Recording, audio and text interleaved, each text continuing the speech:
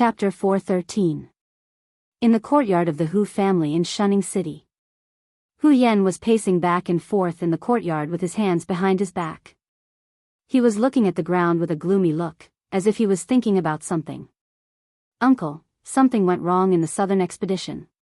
Many quartermasters left the camp and are buying all kinds of supplies." A young man of the Hu family in a blue silk robe walked into the courtyard and said in a deep voice, "I was confused, so I went to ask some quartermasters who I had a good relationship with. I didn't expect them to tell me that the southern expedition would set out in a few days under the order of Dragon King His Majesty. The initial strategic goal is to wipe out the remaining rebels near the northern frontier." Hu Yen suddenly raised his head. His face, which was already clouded, became so gloomy that it was almost dripping water. Hu Yen could fight with Li Zhong until now not because of the support of the aristocratic families, but because of the guards of the prince's mansion that he had trained.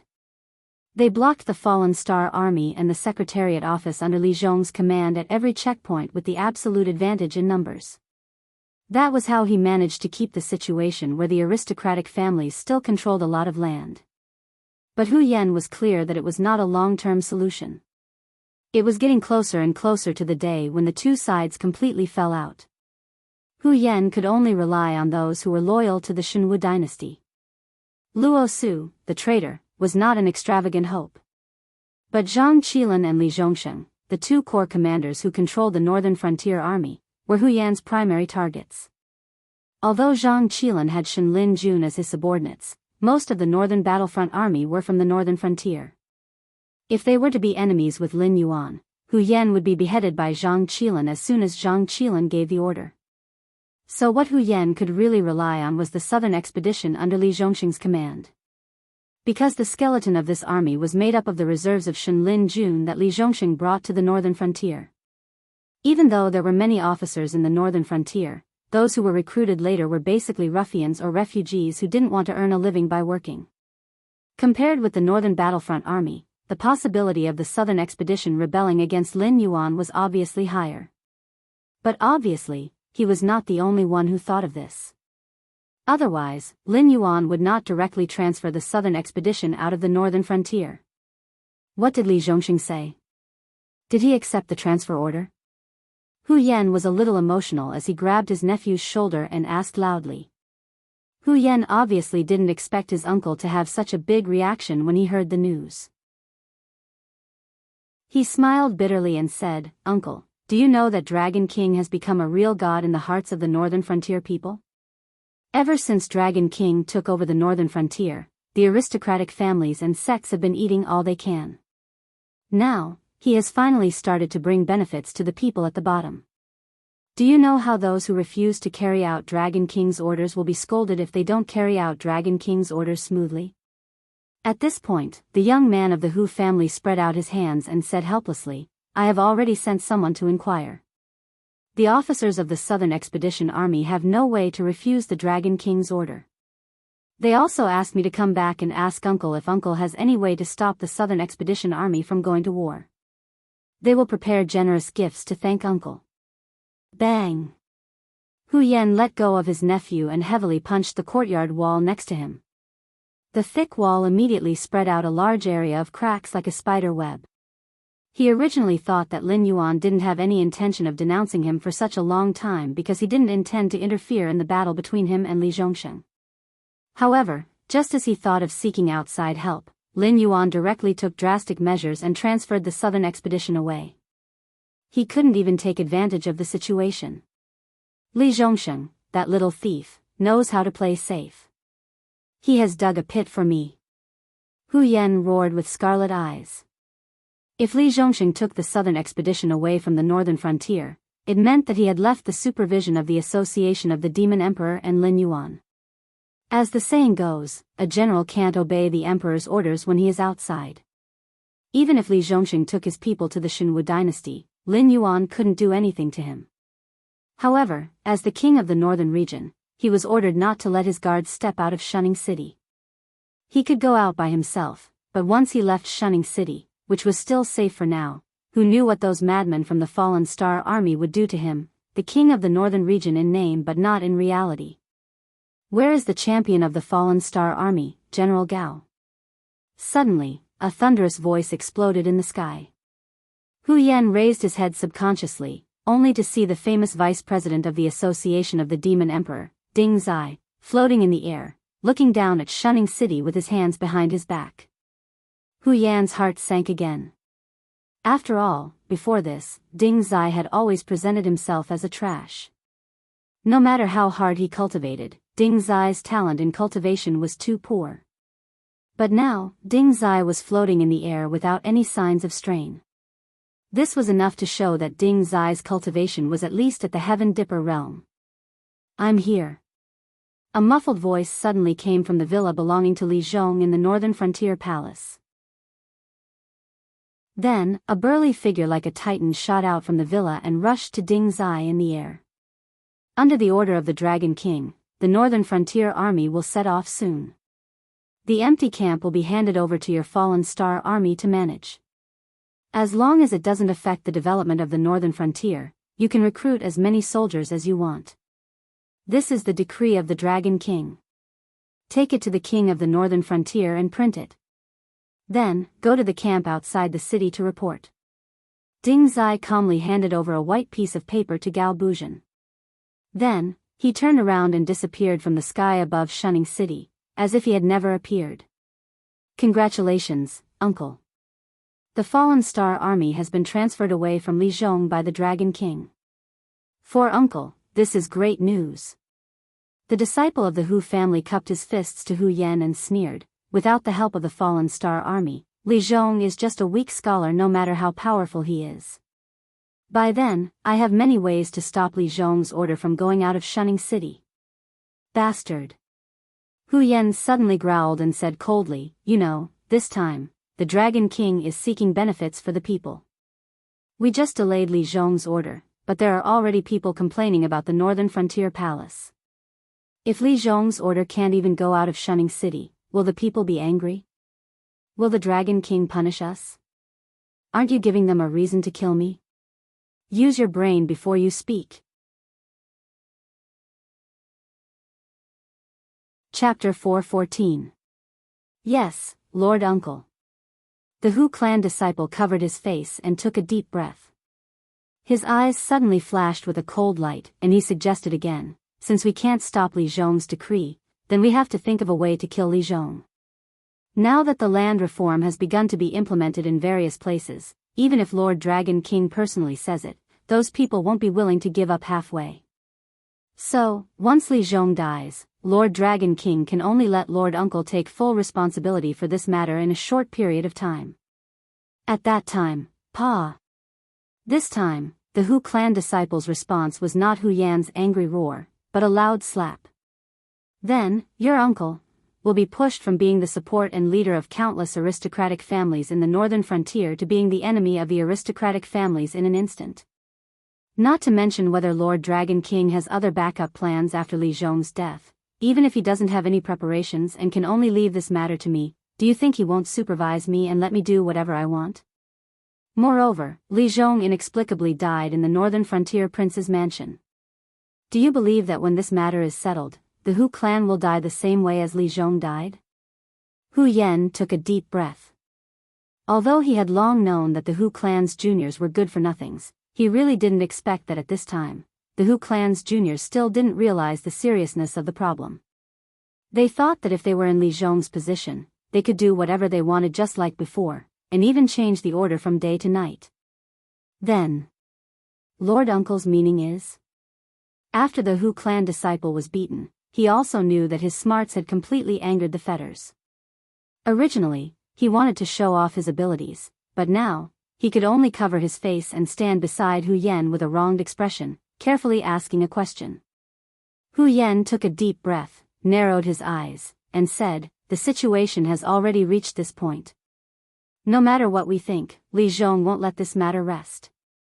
I admit that the annual income of the Northern Frontier's farmland added together can't compare to the several large contracts we have in the Northern Territory Chamber of Commerce.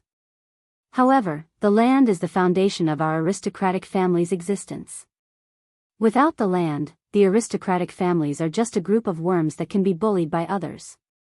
Hu Yan had some more words that he couldn't say in person.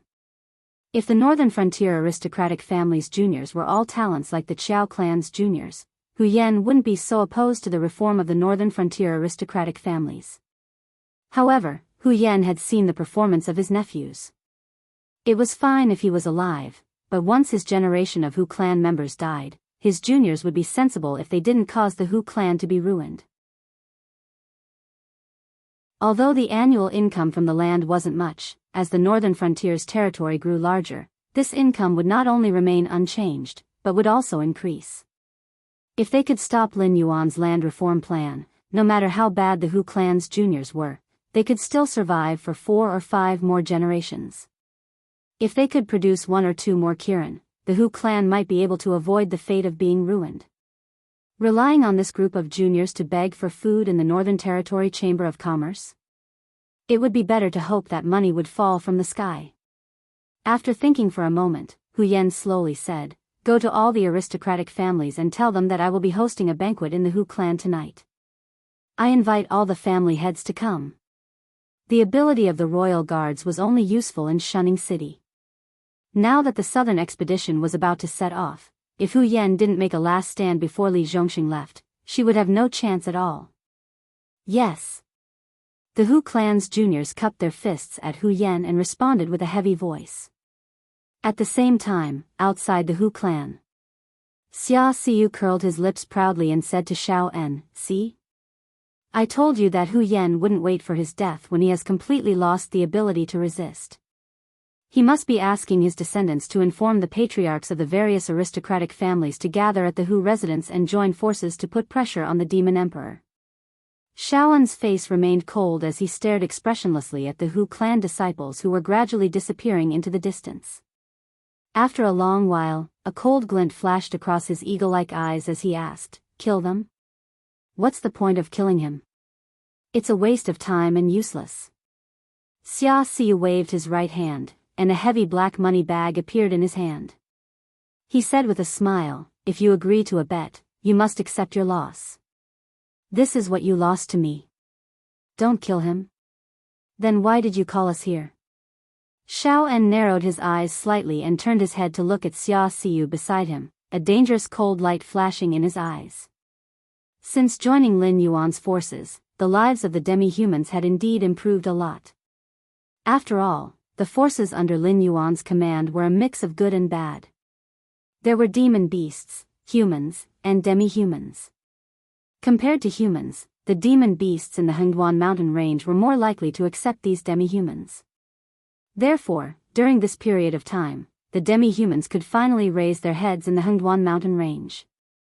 It was many times better than the previous situation where they were hated by both gods and demons. Of course, to guard against civil unrest in Shunning City. Xia Xiu still didn't look serious, but looking at the direction where the Hu clan's disciples had disappeared, his eyes revealed a playful look. Some people were on the chessboard from the beginning.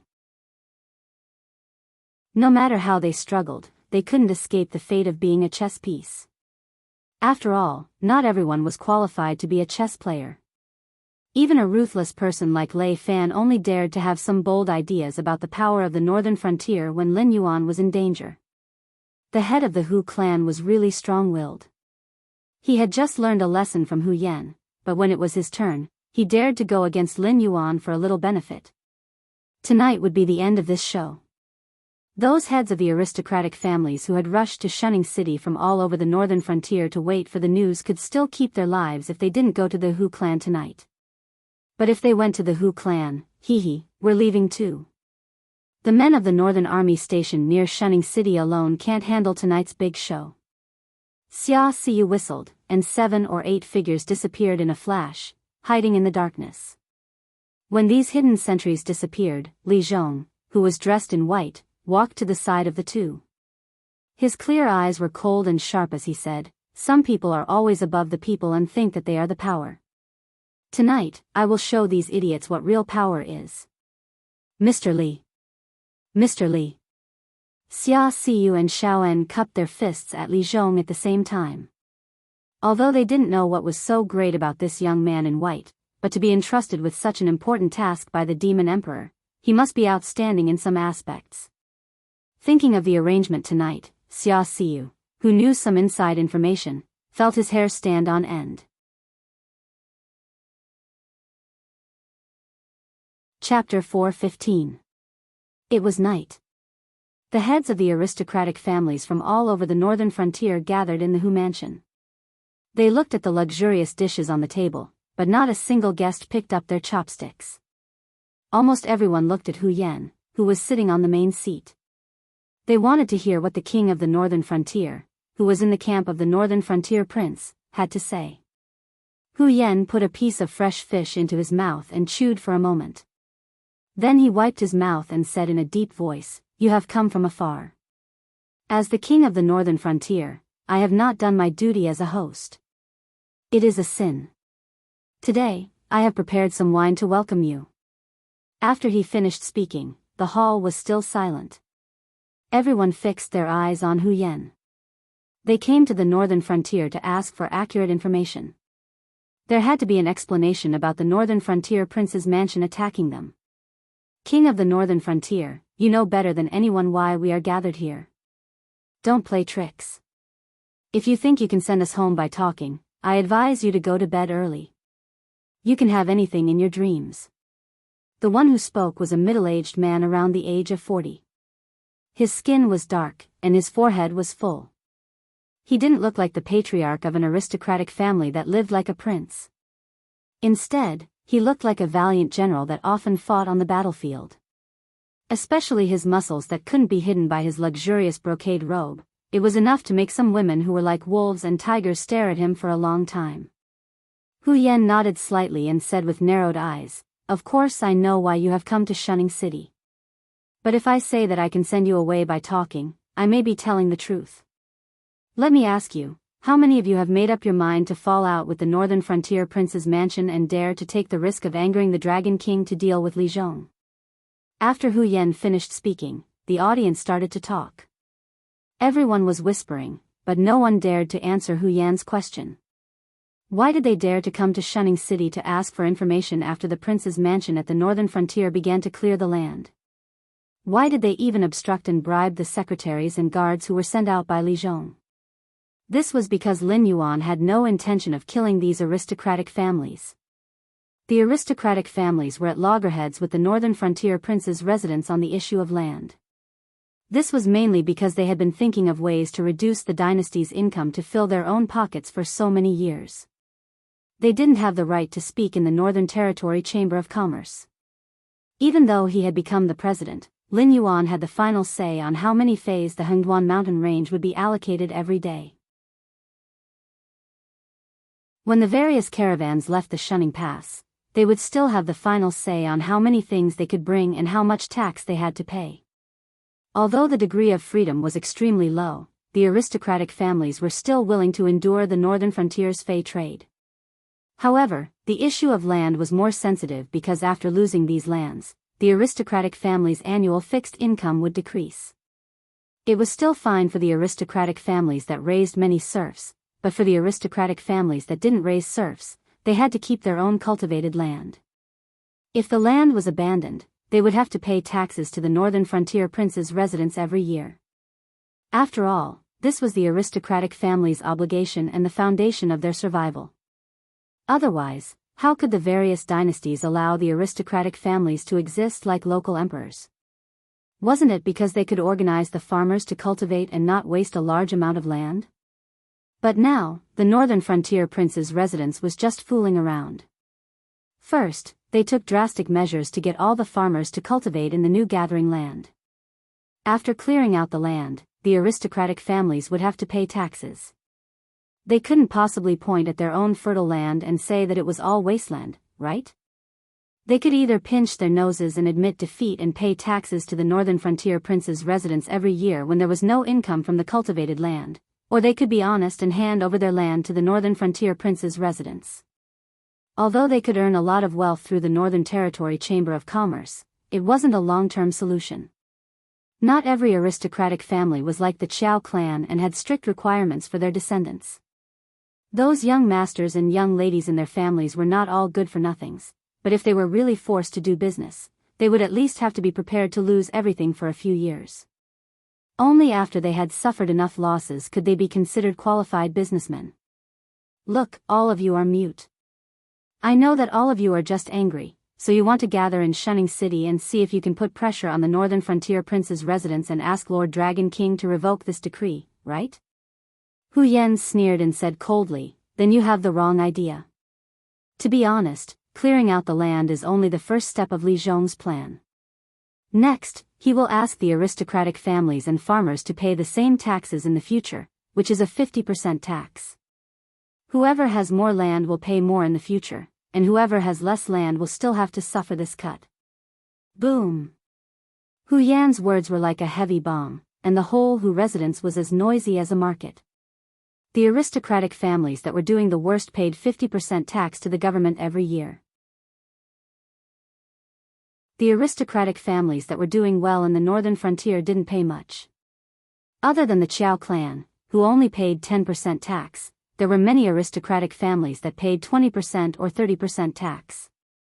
Moreover, they had the most land. Now that there were no farmers to cultivate the land, they had to pinch their noses and swallow bitter medicine to pay the tax. If the tax rate was raised again, how could they survive? More importantly, the Northern Frontier Prince's residence's arrangement for the farmers was simply forcing them into a dead end. As long as the farmers were willing to cultivate the land, they could go to the newly established settlement and obtain a much larger land than before based on their ability and population. In addition, the Northern Frontier Prince's residence had issued a decree that as long as the farmers cultivated the new land, they only needed to pay 20% tax for 10 years. Although after 10 years, they had to pay the same 50% tax to the aristocratic families as they did to the Northern Frontier Prince's residence, the land they obtained from the Northern Frontier Prince's residence was much larger than their original land. It was still a profitable business. In this era, the people at the lowest level didn't even have enough to eat. Otherwise, they wouldn't have sent the land passed down from their ancestors to the aristocratic families for a little tax reduction. Although there was no contract, in name, they had turned from free farmers to serfs of the aristocratic families. Therefore, the problem that the people of the northern frontier thought of was very simple. They didn't care whether the land they cultivated belonged to them, the aristocratic families, or the northern frontier prince's residence. As long as the food that fell into their hands after the annual harvest was more than before, it was fine. Therefore, it was impossible for the aristocratic families to do better than the northern frontier prince's residence in terms of welfare. Even if they suppressed 10% or 20% of the tax, it would only be considered as a stopgap and definitely not a profit.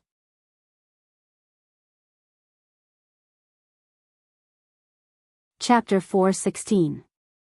Moreover, the descendants of the northern frontier aristocratic families looked down on these farmers. Even if they didn't have a contract, these farmers were often taken advantage of by the aristocratic families for the sake of their reputation. Therefore, there was a lot of resentment between the two parties. However, these farmers didn't dare to say anything in the past, so there wasn't any conflict. Now that there was another way to feed their families, these farmers wouldn't be willing to mix with the aristocratic families even if they didn't want the land that was passed down from their ancestors. Even if the aristocratic families were willing to give up their profits, it wasn't something that could be solved with just a 10% or 20% tax deduction. If they wanted to keep these farmers, they would have to offer a greater discount than the Northern Frontier Prince's residence. In other words, if the Northern Frontier Prince's residence only collected 20% tax for the first 10 years, they would be exempt from the tax. In the future, if the Northern Frontier Prince's residence raised the tax to 50%, they would only be able to collect 20% tax. However, if they turned around, they would have to give 50% of the income from the farmland to the Northern Frontier Prince's residence. If the income from the land wasn't enough, then they would have to fork out their own money and grain to make up for it. Although everyone present was the head of a large family, it would be fine if they had to live like this for a year or two, but who would be able to stand it after a long time? Even if they had a mountain of gold, they couldn't just sit around and eat until it ran out. Even if they could get a decent amount of income from the Northern Territory Chamber of Commerce every year, their lifeline was in the hands of others. If they casually found a reason to stop them, such as not giving them goods or restricting their caravan from leaving the country, they would come looking for trouble if they couldn't settle the debt. According to the rules of the Shenwu dynasty, although the aristocratic families could annex land, they were not allowed to lose any of the land under their name unless it was handed over to the local government. Unless there was an unstoppable natural disaster, the crime of losing the land was the same as a general losing a battle and losing a city. The best result would be the execution of the family head, confiscation of the property, and exile of the entire family. Head of the Hu family, you are the king of the northern frontier. Are you going to just watch that brat Li Zhong do whatever he wants? A head of an aristocratic family who weighed close to 150 kilograms choked and said with a gloomy gaze, "Don't forget, although you are the king of the northern frontier, your Hu family is still an aristocratic family in the northern frontier. We don't have to say which side you should sit on, right?" Bang! Hu Yan slammed the teacup in his hand onto the table and looked coldly at the fatty. He growled, "Isn't it obvious who this Hu favors? If it weren't for this Hu's words today, you would still be foolishly guarding your own land. Only after the northern frontier prince's estate has squeezed all the profits dry will you realize that you've suffered a great loss." Logically speaking, although Hu Yan's performance was strong enough, these family heads were also shrewd people. They naturally knew that Hu Yan had gathered all of them here because he had a request. Therefore, each of them gave Hu Yan a cold shoulder, just so that their family could put in less effort. However, this fatty obviously did not know how to control his strength. He slapped his palm directly on Hu Yan's reverse scale. Everyone knew that Hu Yan, the king of the northern frontier, was just a figurehead who was not even as good as Lei Fan. In any case, Lei Fan still had the Northern Frontier Guard army in his hands. Moreover, he was from the Lei family. All the forces in the Northern Frontier had to give Lei Fan some face. In the eyes of Lin Yuan, Lei Fan was like an ant. He could kill him as he wished. Now, in Hu Yan's hands, other than the Hu family, there were only 100,000 prince's guards. Moreover, no one knew how many of these 100,000 prince's guards were spies of the Demon Emperor Association. Figurehead was the synonym of Hu Yan. However, Hu Yan was from the Hu family and had inherited the title of Shunning City Lord. His talent was not bad. Other than being suppressed by Lin Yuan and Lei Fan, he was also a proud and arrogant person. This fatty immediately criticized Hu Yan, but he had touched Hu Yan's bottom line. This was because his words were more or less criticizing Hu Yan for not putting in effort for the family and had always stood on the side of the Northern Frontier Prince's mansion. Even his tone was somewhat harsh. However, they all knew that Hu Yan was the one who had put in the most effort in this incident. At this point, to say that Hu Yan did not put in effort was equivalent to pointing at Hu Yan's nose and calling him a useless person. Hu Yan's sudden outburst immediately caused everyone to keep quiet out of fear. Each and every one of them looked at Hu Yan with their mouths agape. After a while, the patriarchs of the aristocratic families acted as if nothing had happened just now. They began to toast each other, and the atmosphere of joy and laughter was restored in a short time. They were all trying to suppress this fatty's mistake openly and covertly. "Humph," Hu Yan snorted coldly and shifted his gaze away from the fatty. He said in a deep voice, "Everyone's mouth is unforgiving, but in your hearts, you all know that in order to stop this new set of policies, this Hu had to shed all pretense of cordiality with all the officials in the Northern Frontier Prince's mansion. But there was no other choice. Li Zhong has the backing of Lord Dragon King. With just this Hu's strength, how can I be a match for that guy? I ask everyone to lend me a hand." Family head who must be joking. A young man dressed in a scholarly robe stood up and cupped his hands towards Hu Yan. He sneered and said, "My Wang family is in the Northern Frontier. Although we are not considered a big family, we are still very clear about the matter of being loyal to the Emperor. It's just some land. If Lord Dragon King likes it, he can take it. My Wang family will never do anything to betray Lord Dragon King." "Humph, what a nice way to put it. Isn't it because you are afraid?" The plump family head from before snorted coldly and said sarcastically, "If your Wang family really doesn't care, why did you come all the way to Shunning City? Could it be that you are here to freeload off family head whose banquet today?" When the arrow was on the bow, some people flinched at the last moment, and some people were provoked. Naturally, there were differences in opinion. After all the people gathered here were the family heads of various aristocratic families. Naturally, there was no such thing as a spy of the demon emperor. Moreover, since Hu Yan had issued the invitation for this banquet, he would naturally make preparations in advance. Otherwise, wouldn't it be awkward if the infamous Dragon King suddenly appeared in the middle of the meeting? Anyway, Lord Dragon King couldn't hear it, so it didn't matter if his tone was a little harsh. Those who walk different paths cannot work together. The young man surnamed Wang's fair face turned pale. Obviously, he was angry and ashamed. However, at this moment, he also knew that this was not a place where he could act wantonly. He cupped his hands towards the plump family head and said in a deep voice, "Once again, this Wang wishes all the family heads to have their wishes come true. Forgive me for not keeping you company. Goodbye." Wait. The fat man opened his mouth again. That mouth of his seemed to only know how to offend people. He said coldly, "If you go out like this, who can guarantee that you won't report us to the Wang family in the northern frontier? Do you think that at this point, anyone who wants to quit can do so?"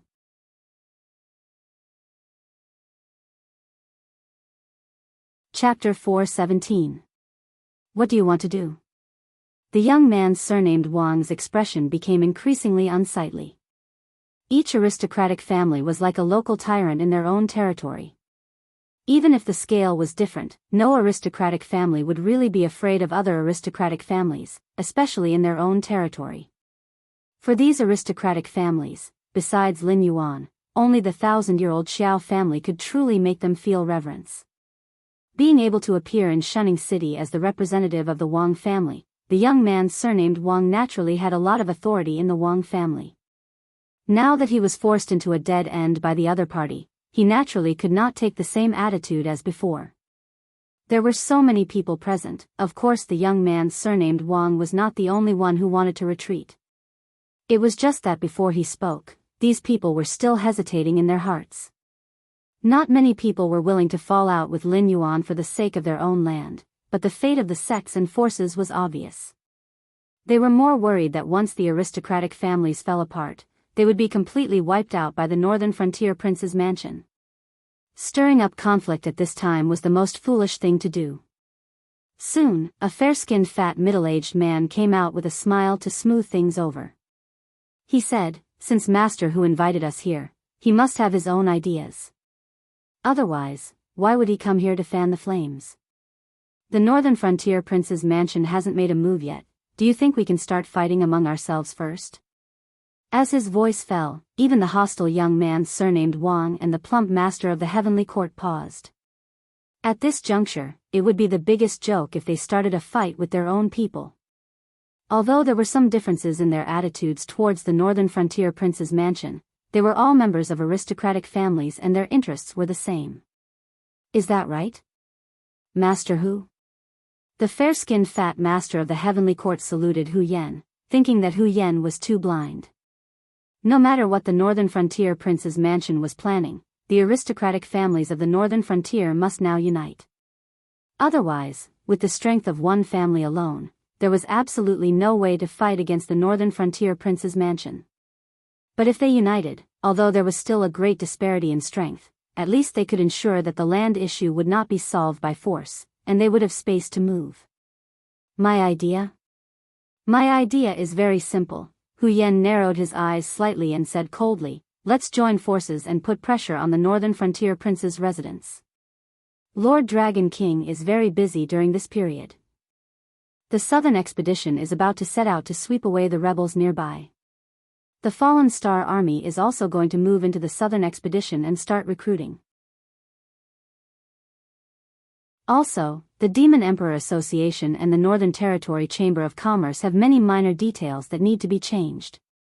Lord Dragon King is not free. Our opponent from the very beginning is only Li Zhong." The family heads looked at each other in dismay. They did want to join forces to put pressure on the northern frontier prince's mansion, but they did not have any clue at the moment. After all, they did not intend to fall out with the northern frontier prince's mansion at all. Naturally, they could not use those insidious tricks in the past. Therefore, it was quite difficult to control the scale. Don't worry, everyone.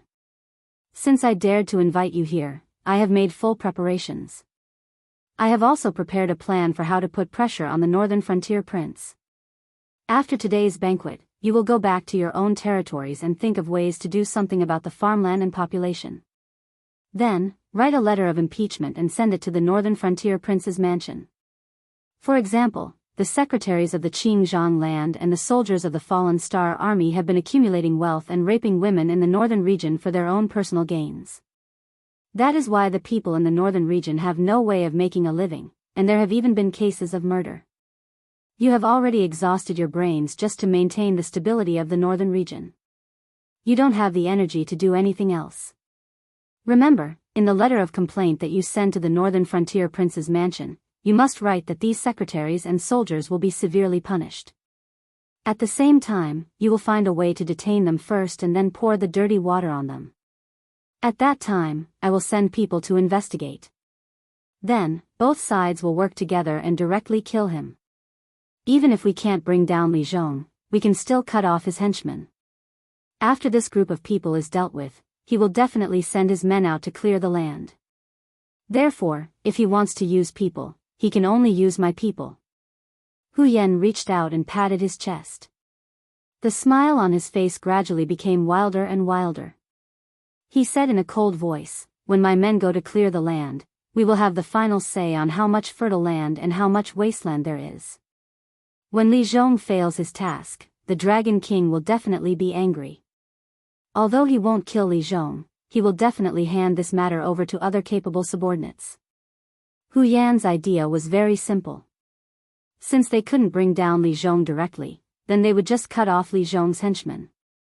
When Li Zhong had no one to rely on, even if Lin Yuan still wanted to use Li Zhong to handle this matter, he wouldn't have the ability to do so. And for the heads of these aristocratic families, it was also a matter of ease for them to detain the officials of various government offices. They didn't even need to discuss the process carefully. This series of operations could be carried out perfectly. As long as the secret wasn't leaked in advance, Hu Yan couldn't think of any reason why this plan would fail. This method is not bad, but isn't the risk a little too high? This time, the one who spoke was still the head of the Heavenly Court. Obviously, on this issue, he wasn't on the same side as Hu Yan. He pondered for a moment and said with a cold gaze, "Although I believe that head Hu's side is very clean, at least for now, there aren't any spies of the Association of the Demon Emperor. But who can guarantee that when we go back, our side will be clean as well? Once the Association of the Demon Emperor reports what we have done to Lord Dragon King, I don't think we have any way to survive. The Association of the Demon Emperor is just a bunch of lackeys." The fatty who offended the others said again, "This isn't the first time this old man has dealt with the Association of the Demon Emperor. These guys aren't people who are loyal to Lord Dragon King.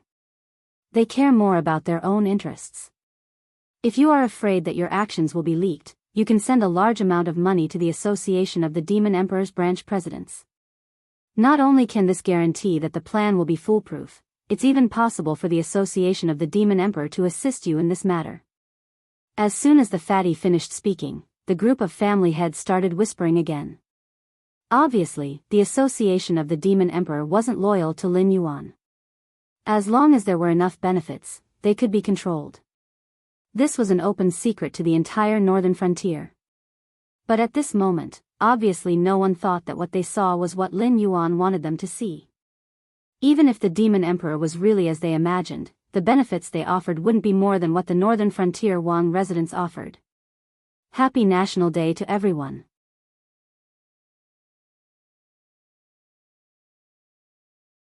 Chapter 418. That's true, but, the head of the Heavenly Court opened his mouth again and said in a deep voice, "Even if we topple Li Zhong, what's the use? The problem of the aristocratic families in the northern frontier is a problem that Lord Dragon King wants to solve. Even if we topple Li Zhong, there will still be Wang Zhong and Zhao Zhong to do it. We took such a big risk to do this, is it just to delay our deaths?" Everyone fell silent again and looked at Hu Yan anxiously. Because what he said was indeed reasonable. Everyone took such a big risk to do this. Once it was found out, it would give the northern frontier prince's residents a legitimate reason to eradicate them. But in the end, the results still did not change. The biggest beneficiary might be Hu Yan, because Li Zhong was Hu Yan's #1 political enemy. After he was eradicated, Hu Yan would still be a puppet, but at least a puppet with more power. Those officials who came later would more or less be afraid of Hu Yan. Brother Zhang, you're right. It's His Majesty the Dragon King's will to clear the land in the northern region. No matter who comes here, we have to follow his orders. But now, Li Zhong is sitting in this position, and it's obvious to all of you that he's not even willing to spare time to have a meal with us. This guy is bent on taking back the land in our hands.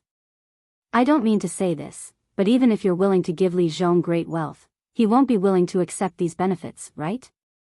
But if someone else sits in Li Zhong's position, he knows that the first condition to do this well is that we aristocratic families cooperate with him. Otherwise, he will collapse in the same way that Li Zhong collapsed. Unless Lord Dragon King directly uses force to eradicate the aristocratic families in the northern frontier, the result will not change. So this new guy, no matter what he is thinking, has to give us face. When the time comes, everyone can show off their skills to please each other. At least on the land clearance issue, everyone will have room to maneuver. At least, you will not be killed directly and have no chance to make a comeback. Moreover, to put it bluntly, I, Hu Yan, am the king of the northern frontier in name, but in fact, I am just a puppet. So, whether Li Zhong falls or not, it has nothing to do with me. I do these things and say these things because I am also a member of the aristocratic families. Of course, I also have to figure out the intentions of my superiors. Otherwise, one day, if I make an unintentional mistake, I will end up with my head separated from my body. So, according to my speculation, once Li Zhong falls, the new person who will take over is most likely me. Because my superiors can't bear to see me having influence in the northern frontier. Now, my biggest reliance is actually all of you, who are also aristocratic families. If I am in charge of this matter, no matter the result is good or bad, I will definitely be at odds with all of you. Looking at this matter from my superior's point of view, I am the most suitable person to take over Li Zhong. Similarly, if I am in charge of this matter, then there will be more room for you to maneuver. As long as we can make a good show, this set of government decrees can be postponed indefinitely. Hu Yan reached out and patted his chest, taking on the responsibility of everything, and said, even if it can't be postponed indefinitely, there will definitely be no problem for 30 to 50 years. At that time, with everyone's intelligence and wisdom, can't you find another way out? Hu Yan's words could be said to be quite reasonable and quite tempting. To put it bluntly, it was hard to say if the current northern frontier regime could still exist for 30 to 50 years. With Lei Qiusheng's tyrannical personality, if it wasn't for the fact that he was helpless, he definitely wouldn't allow someone else to sleep beside him. Once the Shenwu dynasty swept away the surrounding rebellions, the first thing they would do would be to make an example out of the northern frontier. He wouldn't allow the Northern Territory Chamber of Commerce to continue controlling the price of the phase of the Shenwu dynasty. Even if the Northern Territory Chamber of Commerce still existed, it should be surnamed Lei. Therefore, 30 to 50 years later, even if they couldn't find another way out, without Lin Yuan suppressing them, they could continue to maintain the current situation. They would still be the dominant aristocratic family in the northern frontier. Pfft, a sneer suddenly sounded at an inappropriate time. Everyone turned their heads with cold gazes, only to discover that the sneer came from Qiao Yilin. Qiao Yilin put down the chopsticks in his hand and elegantly wiped the grease at the corner of his mouth. He cupped his hands and said, "My apologies. Because this is a banquet hosted by the northern frontier, this one was still fantasizing about some exotic delicacies, so I came on an empty stomach. Previously, when everyone was talking loudly, this one was still busy filling my stomach and really didn't hear what everyone was saying." At this point, Qiao Yilin stood up and looked coldly at all the family heads present. He said in a cold voice, "I'll have to trouble everyone to repeat what you said earlier about not having a ruler and not having a father." As Qiao Yilin stood up, the heads of the 10 or so families affiliated with the Qiao family at the same table also stood up, including Shui Yan, who had a good personal relationship with Lin Yuan after the trip to the secret territory. A mere 10 or so people looked at the hundreds of people in the courtyard, revealing an aura of disdain for the world, as if the family heads in this courtyard were all clay chickens and pottery dogs. Thump. Seeing Qiao Yilin and Shui Yan take the lead in opposing, everyone's hearts suddenly sank. The Qiao family and Shui family were on good terms with Lin Yuan. Previously, Qiao Yilin didn't say anything, so everyone instinctively thought that Hu Yan didn't invite this leading figure of the Northern Frontier family. It wasn't until now that Qiao Yilin suddenly spoke that everyone realized that the Qiao family and Shui family were on the side of the Northern Frontier prince's residence from the beginning. Qiao Yilin. Others may be afraid of you, but I'm not. Hu Yan swallowed a mouthful of saliva and forced himself to calm down as he spoke. Of course you're not afraid of me. You're the prince of the Northern Frontier. Even if I had the guts as big as the sky, I wouldn't dare to kill you. Qiao Yilin crossed his arms in front of his chest and looked mockingly at Hu Yan. He said in a low voice, however, the prince's residence guards are really strong. To be able to hold on until now without having their gates breached. What breaching the gates? What are you talking about? Hu Yan's eyes widened as he growled, Qiao Yilin, I know that you're on good terms with His Excellency the Dragon King, but as the leader of the Northern Frontier family, you should know that once the series of land clearing decrees are completed, everyone will suffer a huge loss. And your Qiao family, as the #1 family on the Northern Frontier, will bear the brunt of this. I advise you to think carefully about which side you should stand on. Everyone's hearts finally relaxed a little. No matter how good the Qiao family and Shui family's relationship with Lin Yuan, they were still members of the Northern Frontier family. Just like Hu Yan, the prince of the Northern Frontier, when Lin Yuan wanted to implement the land clearing decrees on the Northern Frontier, he also resolutely chose to stand on the side of the family.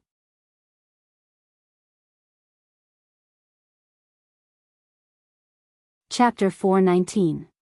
While the undercurrent was surging in the Hu clan's courtyard, Lin Yuan, who was observing the progress of Li Zhong's work in the prince's residence at the Northern Frontier, suddenly raised his head. His gaze paused on Li Zhong for a moment, before Li Zhong understood and led his subordinates out of the courtyard where he worked. After everyone had left, a figure wearing a moon-white brocade robe and a black fox fur cloak slowly appeared.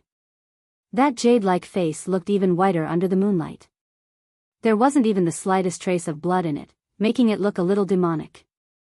Even though it was the first time they had met, Lin Yuan quickly realized that this somewhat demonic-looking man was Zhang Xiu, the head of the embroidered uniform guard, the head of the Shenwu dynasty's secret service, who made countless people tremble in fear upon hearing his name. Lord Dragon King, this is the first time we've met. Please accept this humble gift as a token of my respect. Zhang Xiu bowed slightly and casually tossed out a brocade box. It accurately landed on the ground 3 feet in front of Lin Yuan. Due to the collision, the contents of the brocade box clearly shook a few times. Very quickly, blood seeped out from the bottom of the brocade box. Lin Yuan's multicolored eyes focused slightly. A wave of demonic power flashed past, and the brocade box shattered into pieces, revealing a head that had died with remaining grievances. It was the young lieutenant of the Ether Association. That hideous face that had died with remaining grievances was filled with resentment and unwillingness. However, other than a neat cut on his neck, there were no other injuries. It was obvious that this fellow had died at the hands of an expert in the art of the blade. Moreover, the other party had revealed his identity and purpose for coming. Furthermore, the moment the young lieutenant's expression had changed, he had drawn his blade and killed him. Then, he had placed the head in a brocade box and presented it to Lin Yuan. Lord Zhang, are you demonstrating your power to this king? Lin Yuan's multicolored eyes remained slightly narrowed, but the killing intent on his body surged out like a river. I wouldn't dare. I'm just cleaning up the ranks. My embroidered uniform guard has never needed incompetent subordinates, much less useless trash. Zhang Xiu smiled faintly and received all of Lin Yuan's killing intent. However, he did not reveal any strange expression. Without waiting for Lin Yuan to speak again, Zhang Xiu straightened his clothes and said indifferently, I came to the Northern Frontier on His Majesty's orders. After all, you went overboard in the northern frontier. First, you used the opportunity of attacking the sects to humiliate the king of the northern frontier. Now, you want to humiliate the king of the northern frontier by attacking the aristocratic families. We can't figure it out. If the king of the northern frontier collapses, it doesn't seem to be beneficial to Lord Dragon King, right? Zhang Xiu repeatedly pondered over Lin Yuan's actions and results. The king of the northern frontier was a fig leaf for the Shenwu dynasty, but wasn't it also a fig leaf for Lin Yuan? If it weren't for the existence of the king of the northern frontier in name, the 7 dynasties would not have allowed the monster forces to step out of the Hengduan Mountains, let alone control the lives and deaths of tens of thousands of people in a region. Therefore, the existence of the king of the northern frontier was not only a foreshadowing left behind by the Shenwu dynasty to invade the northern frontier in the future, it was also a banner that Lin Yuan had to raise.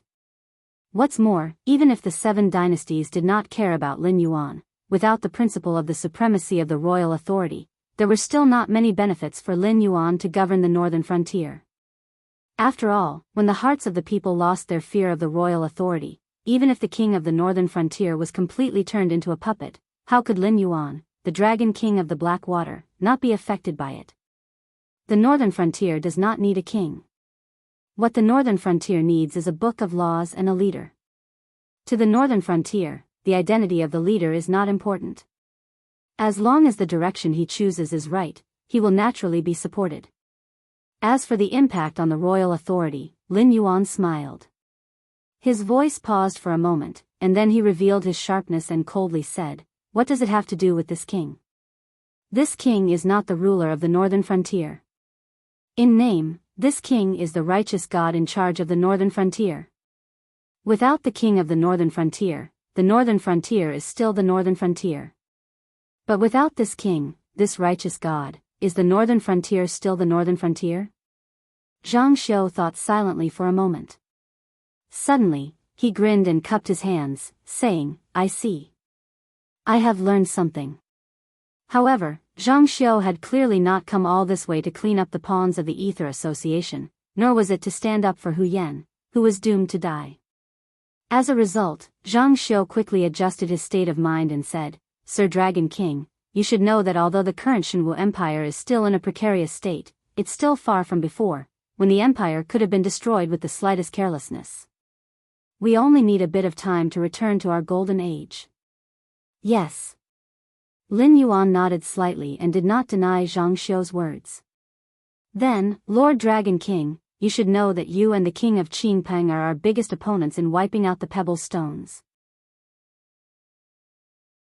However, compared to the king of Qingpeng who directly rebelled, the northern frontier has accepted the imperial edict in name and is under the jurisdiction of the Shenwu dynasty. It is up to you whether you accept it or not. It all depends on His Majesty's intentions and whether you are willing to submit to him." Zhang Xiu tilted his head and smiled evilly. He continued, "His Majesty's decree is that as long as the northern frontier is willing to send troops to suppress the rebels and is willing to solve some problems for His Majesty, then the northern frontier can still maintain the current situation and can even receive our help. Please speak." Lin Yuan also tilted his head and replied indifferently. Lin Yuan did not expect the Shenwu dynasty to come and make requests at this time. However, Lin Yuan quickly figured out the crux of the matter. Although the Shenwu dynasty was unstoppable now, after careful study, one would realize that all the triumphs during this period were because of Shen Lin Jun's invincibility.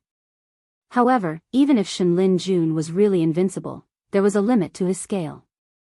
It was impossible for him to really plow through the entire Shenwu dynasty's territory. Otherwise, even an elite like Shen Lin Jun would suffer heavy losses. Therefore, if the Shenwu dynasty wanted to quell the internal strife as soon as possible, they needed the cooperation of Lin Yuan and Lei Chuming. Therefore, Lin Yuan could be sure that when Zhang Xiu appeared at the northern frontier, the other person, who was no less important than Zhang Xiu, should have also rushed to Lei Chuming's side. Lei Chuming's move was to make use of his 2 biggest rivals. After swallowing up the small rebels nearby, Lei Chuming's next step was to deal with the 2 of them wholeheartedly. First, since the northern frontier is the royal territory of the Shenwu dynasty, we cannot interfere with the internal legal reform of the royal territory. We can even pretend that the Dragon King did not overstep his authority and built a city without the permission of the dynasty. However, even if it is an autonomous royal territory, the taxes that should be paid should not be less, right? Zhang Xiu's eyes were smiling. Although his voice was soft, it suppressed Lin Yuan's aura.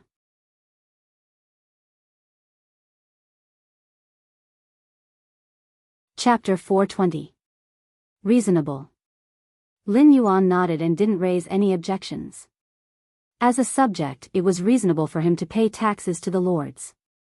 If Lin Yuan couldn't do this, how could he ask those aristocratic families and city lords to pay taxes to him? After all, the Shenwu dynasty wasn't an existence that the northern frontier could casually abandon. Otherwise, the Northern Territory Chamber of Commerce under his command would instantly become a joke, and the 7 dynasties would join forces to suppress him. Although the Shenwu dynasty's rule was 70% tax, the northern frontier was an autonomous territory and also had the privilege of reducing taxes. 70% tax was considered a token and wouldn't affect the northern frontier's development. It was within Lin Yuan's acceptable range. Second, the Northern Territory Chamber of Commerce is using the Shenwu dynasty's name to do business with the 6 dynasties, but the benefits will all fall into Lord Dragon King's pocket. Don't you think this is inappropriate? Zhang Xiu's smile didn't fade. It was obvious that Lin Yuan's action of agreeing to pay taxes had given him confidence, so he struck while the iron was hot and raised the second condition. It's appropriate. The one who replied to Zhang Xiu this time was Lin Yuan's confident reply. Then, without waiting for Zhang Xiu to come up with words to persuade Lin Yuan said, "The Northern Territory Chamber of Commerce is now able to pass through the Hengduan mountain range and do business with the other 6 dynasties because it is 100% under my control. Therefore, I don't care if this is your idea, Lei Qiusheng's idea, or that influential person's idea. I won't make any concessions." At this point, Lin Yuan even yawned and said lazily, "Of course, you might have a way to seize the Northern Territory Chamber of Commerce's ownership by force or even make me suffer in silence. In that case, I can guarantee that no caravan will be able to pass through the Hengduan mountain range. Even the Shenwu dynasty's various prices, especially the prices of feis, will rapidly increase to a price that you won't be able to accept." Zhang Xiu's smile dimmed, and he almost couldn't suppress the anger in his heart. Lin Yuan's words were too arrogant. The moment he spoke, he directly called out Zhang Xiu, Lei Qiusheng, and some influential people. It was obvious that he didn't intend to give anyone face. He even threatened Zhang Xiu that if they dared to make a move on the Northern Territory Chamber of Commerce, the situation of him raising the prices of feis would happen again. Although the embroidered guard spies in the northern frontier had almost been completely uprooted, everyone knew that the Northern Territory Chamber of Commerce's control absolutely belonged to Lin Yuan. Even if one had climbed to the position of vice president in the Northern Territory Chamber of Commerce, if Lin Yuan didn't say anything, they wouldn't be able to take out any feis from the Northern Territory Chamber of Commerce's storehouse. This was because the Northern Territory Chamber of Commerce's storehouse was in the Stoneclaw Forest, which belonged to the Fey Beast's territory. Without Lin Yuan's order, any human who stepped into the Stoneclaw Forest would definitely not have a good ending. As for Zhang Xiu's previous idea, he had wanted the Ether Association to cooperate with another Fey faction and replace Lin Yuan's exclusive control of feis. However, it seemed like this plan had come to an end. Why would a caravan under the banner of the Northern Territory Chamber of Commerce be able to cross the Hengduan mountain range? Because of benefits? Of course not. That was because Lin Yuan had the final say in the northern frontier. He also had the support of the 3 Beast Kings and Beast Lord Kirin. Lin Yuan, who had contributed greatly to the Fey Beast race's expansion, naturally had the face to do this. Even if the other Beast Kings didn't like humans, they had to suppress their temper and watch the Northern Territory Chamber of Commerce's caravan pass through their territory on account of Lin Yuan's expansion.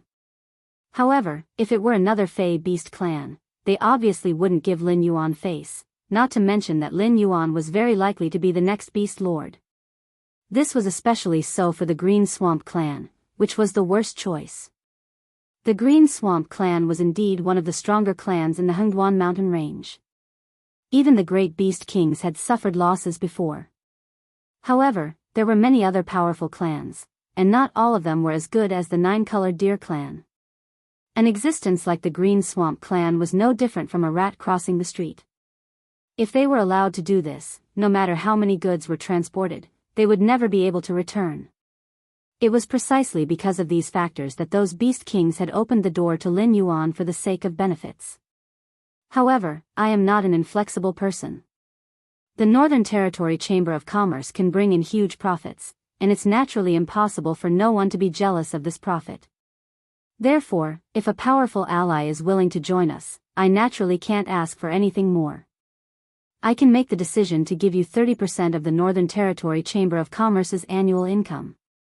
As for whether this profit will be given to you, or if you will give it to Lei Qiusheng, or if it will be evenly distributed, that is your own business. I only need you to help me withstand the internal pressure of the Shenwu dynasty after receiving the benefits.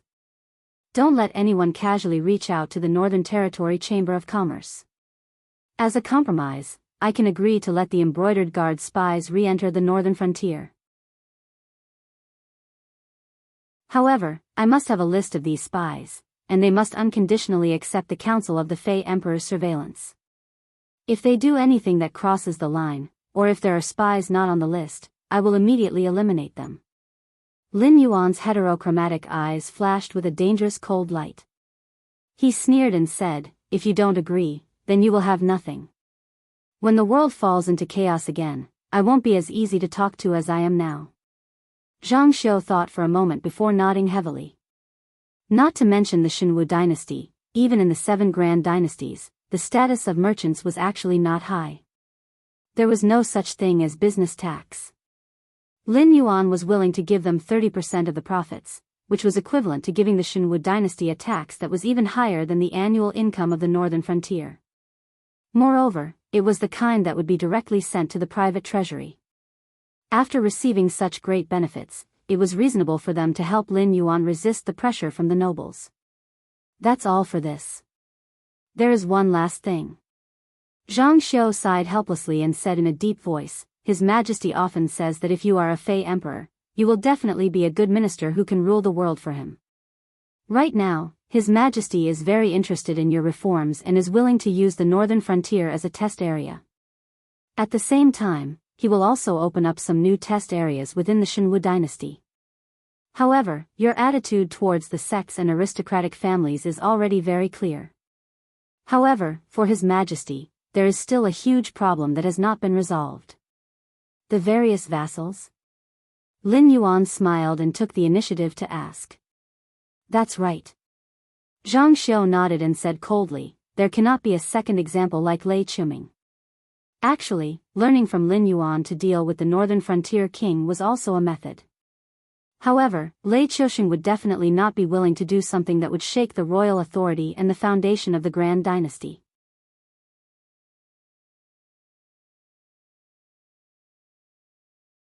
Chapter 421. Your Highness, it's not good. Outside, there are a lot of rioters outside, and they are attacking the main gate of the Hu estate. A guard of the prince's mansion, whose armor was stained with blood, rotten vegetables, and eggs, quickly walked over and reported to Hu Yan, who was standing on the main seat. Hu Yan, who was confronting Qiao Yilan, was slightly startled, and the anger in his eyes almost solidified. The northern frontier was now peaceful and prosperous.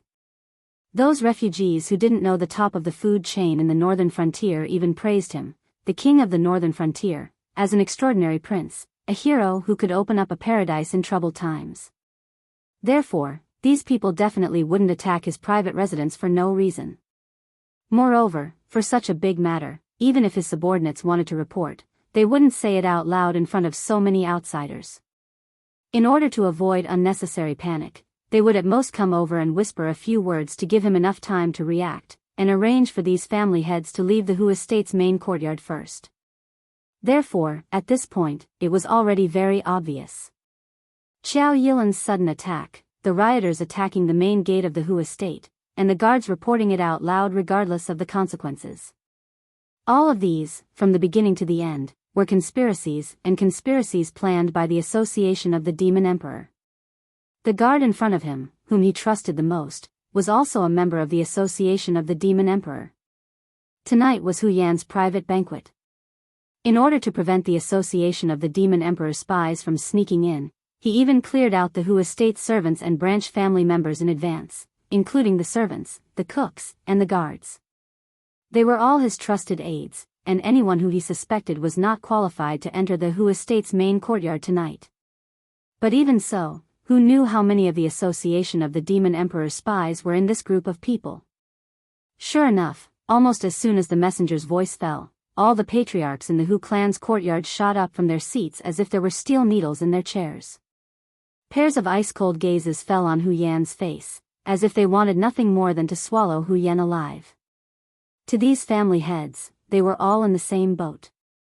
Apart from being the family head of the Hu estate, Hu Yan also had the identity of the king of the northern frontier.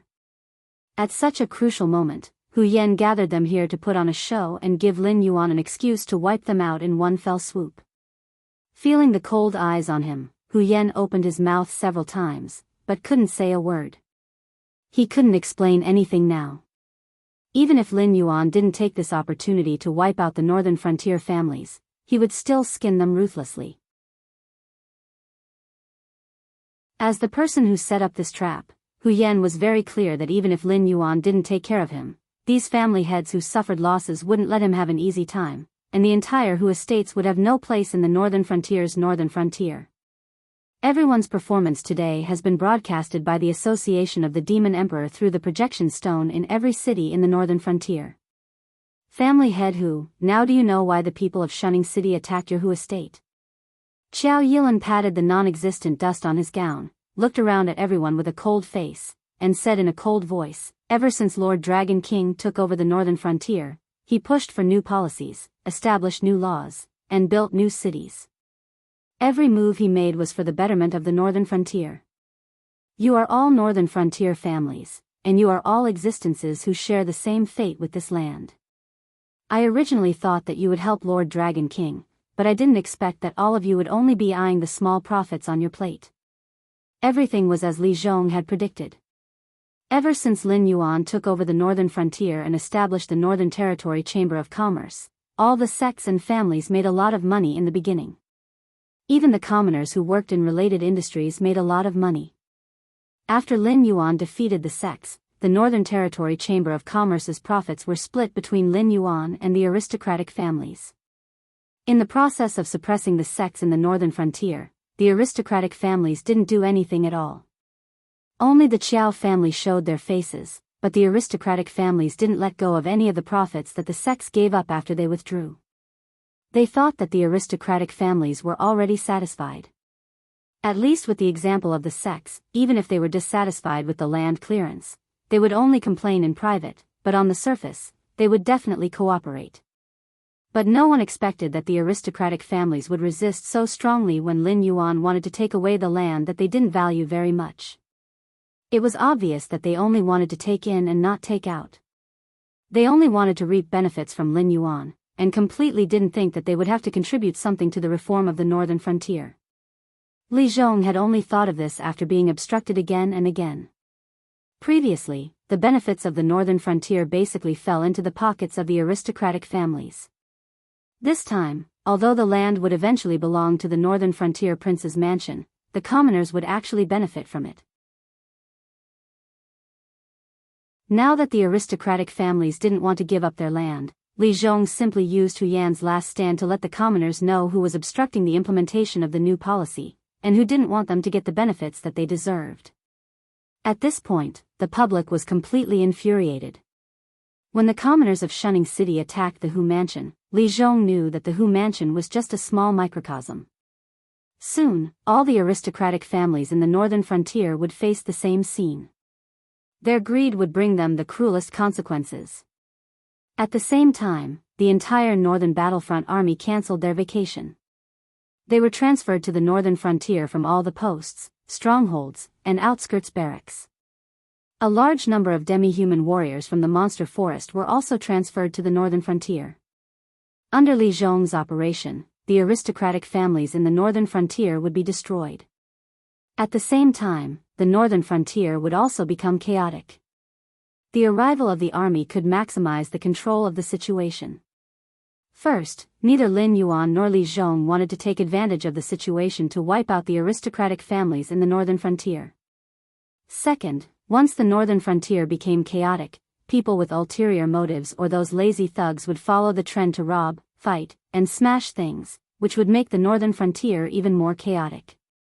Therefore, Li Zhong was very clear that the situation couldn't be out of control. Even if he had to use force, he had to repair the cracks in the chaos as soon as possible, so that everything would be under his control. The young man surnamed Wang's face obviously looked better. Although the commoners in the northern frontier might not let the Wang family go, he dared to go against Hu Yan and express that he didn't want to be Lin Yuan's enemy, so it wasn't completely useless. Even if it was just a show, Lin Yuan would protect him, the sensible head of the family, and the family.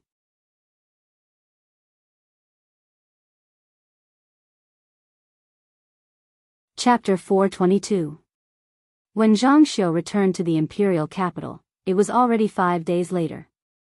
It wasn't that Zhang Xiu was slow, but that he had stayed in the northern frontier for the past few days and had been discussing some details with Lin Yuan.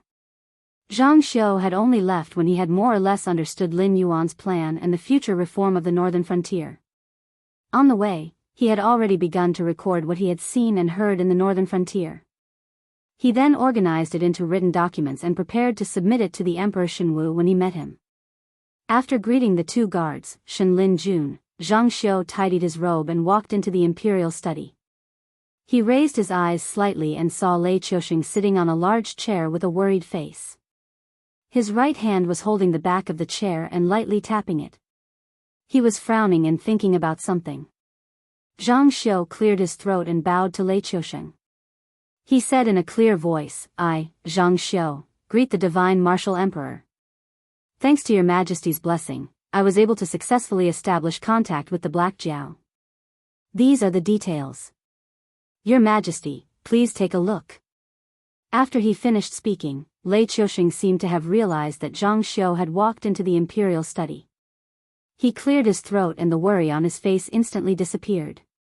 Immediately, one of the eunuchs serving Lei Qiusheng bowed and trotted to Zhang Xiu's side. He held the documents that Zhang Xiu had written with both hands and trotted back to Lei Qiusheng's side. "My dear minister, you may rise." Lei Qiusheng took the documents from the eunuchs and lowered his head to read them. He didn't even raise his head as he spoke.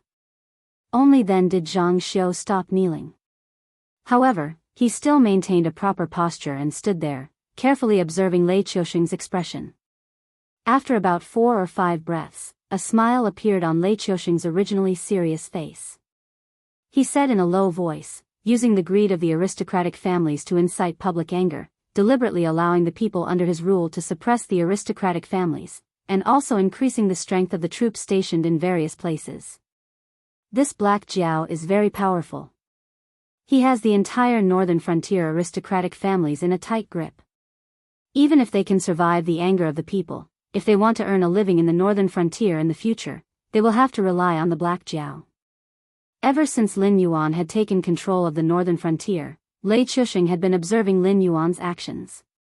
On this matter, Lei Qiusheng didn't blindly trust Zhang Xiu and the embroidered uniform guard like before. Instead, he sent out imperial spies who had been heavily nurtured but might not be used in their entire lives to gather information about the northern frontier. Ever since Lin Yuan had chased away the Green Marsh clan and completely confirmed his position as the overlord of the Stoneclaw Forest and the surrounding areas, Lei Qiusheng had sighed from time to time. He expressed that if this Black Jiao, who had broken the norm, was a human, he would be the best candidate for the position of Grand Secretary of the Shenwu dynasty. "Your Majesty, the information about the northern frontier is just a matter of convenience. You asked me to ask about the Black Jiao, and he also answered." Zhang Xiu stood with his head held high and chest out. However, a hint of seriousness flashed across his eyes. He said in a deep voice, "In my humble opinion, although this Black Jiao has given a solution, it is a strong medicine. Your Majesty needs to plan slowly. At the very least, you have to wait until the rebels under the Qingping King's command have been dealt with before you can implement it, order of gratitude? Before Zhang Xiu could finish speaking, Lei Qiusheng interrupted him. Zhang Xiu knew that Lei Qiusheng was expressing his dissatisfaction with him for interrupting him. He simply shut his mouth obediently and waited for the result. He had inquired about every detail of Lin Yuan's order of gratitude. On the way back, he had thought about it repeatedly. He was certain that although this move was beneficial for the Shenwu dynasty to weaken the vassal kings, once this decree was issued, the vassal kings of the Shenwu dynasty would be in uproar. Even the imperial clan court would express that this move was against the ancestral system. Although Lei Qiusheng was the founding emperor of the Shenwu dynasty, the monarchs of the 7 dynasties could not avoid the harem. Firstly, they needed a large number of heirs to choose the most suitable candidate to inherit the throne. Secondly, in such a large dynasty, aristocratic families, sects, and even nobles were forces that could not be ignored. As an emperor, he had to establish marriage relationships with various forces. Otherwise, if the people's hearts were not stable, the emperor's rule would not be stable. Therefore, whether it was Lei Qiusheng who sat in the Shenwu dynasty or the vassal kings who were in theft, they all had many concubines. These women did not have any other abilities, but they were definitely not that great. Otherwise, they would not have been sent to the harem by their families to fight for favor. However, they were indeed good at seducing men. Even a diligent monarch like Lei Qiusheng had 17 princes and 8 princesses. Even if Lei Qiusheng did not have any more heirs, after these princes came of age and selected suitable heirs, the remaining sons would also be sent to various places to be vassal kings. Once these vassal kings operated in their own territories for too long, it was easy for them to become recognized as kings by the commoners. Not to mention the fact that there was an emperor above them. Just like Lei Qiuming's rebellion this time, there was not a single person in the entire Qingpeng who said no. Although Lei Qiusheng's rebellion was successful and the royal family of the Wangjian dynasty was swept clean, those old bastards who had followed him to conquer the world were still in theft as vassal kings in various places. Even if their contributions were not enough to be conferred as kings, they were now high-ranking officials. After a few decades of effort, as long as they were not exiled like Yan Xingqi, even if they were a pig, they would be able to operate a considerable force in their own territory. Lei Qiuming's order to gather hundreds of thousands of rebels was indeed shocking. However, which of the military officers and nobles who had followed him to occupy the magpie's nest had less prestige than Lei Qiuming? They just did not take advantage of this opportunity to rebel. If they had any ideas, their influence might not be any less than Lei Qiuming's. Lei Qiusheng wanted to prevent Lei Qiuming's rebellion from happening again. Removing the vassal kings was the most important thing at the moment. However, whether it was now or in the future, there was no difference. If he wanted to remove the vassal kings, it would definitely cause the vassal kings to retaliate fiercely. Perhaps the situation that had been stabilized with great difficulty would once again fall short of success. However, using the Edict of Pushing Grace to remove the vassal kings was the safest method. The vassal kings in that place did not have 7 or 8 children. When the old vassal king passed away, according to the tacit rule of the 7 great empires, the eldest son would inherit the old vassal king's title and territory and become the new vassal king. Day after day, he would continue to operate in his fief. As for the territories that belonged to the emperor, they would be in theft to the new vassal king when the new emperor succeeded the throne. After all, they were all the emperor's sons. However, in this way, the imperial power would be lower and lower. Even when there were many vassal kings in the country, the emperor in name would only be considered a slightly stronger vassal king.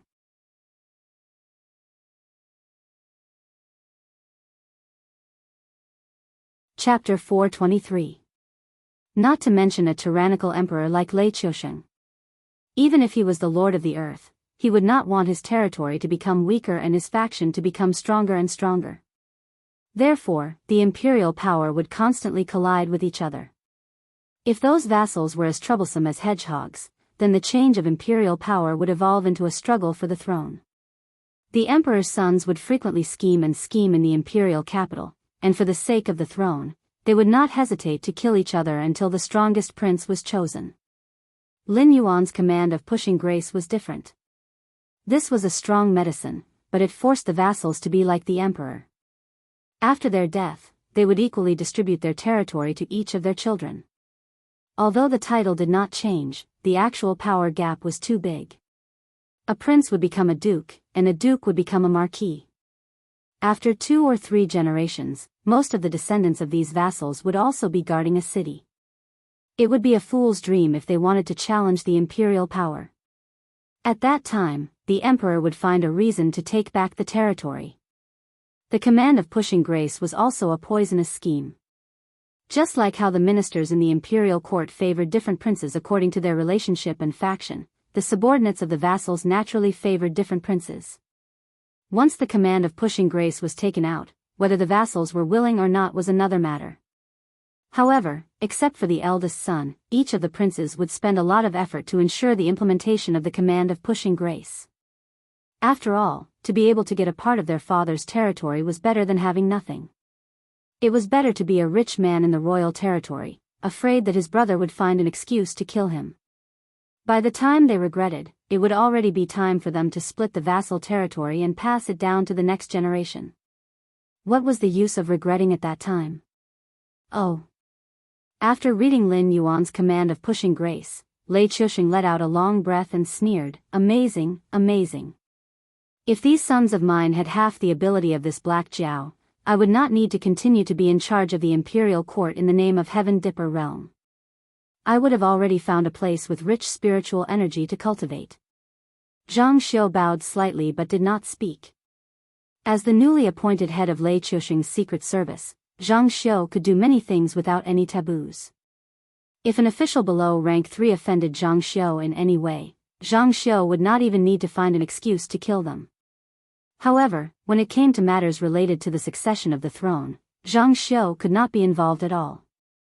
"Your Majesty, although the writ of gratitude is feasible, now is not the time for us to imitate the Black Jiao's new policies."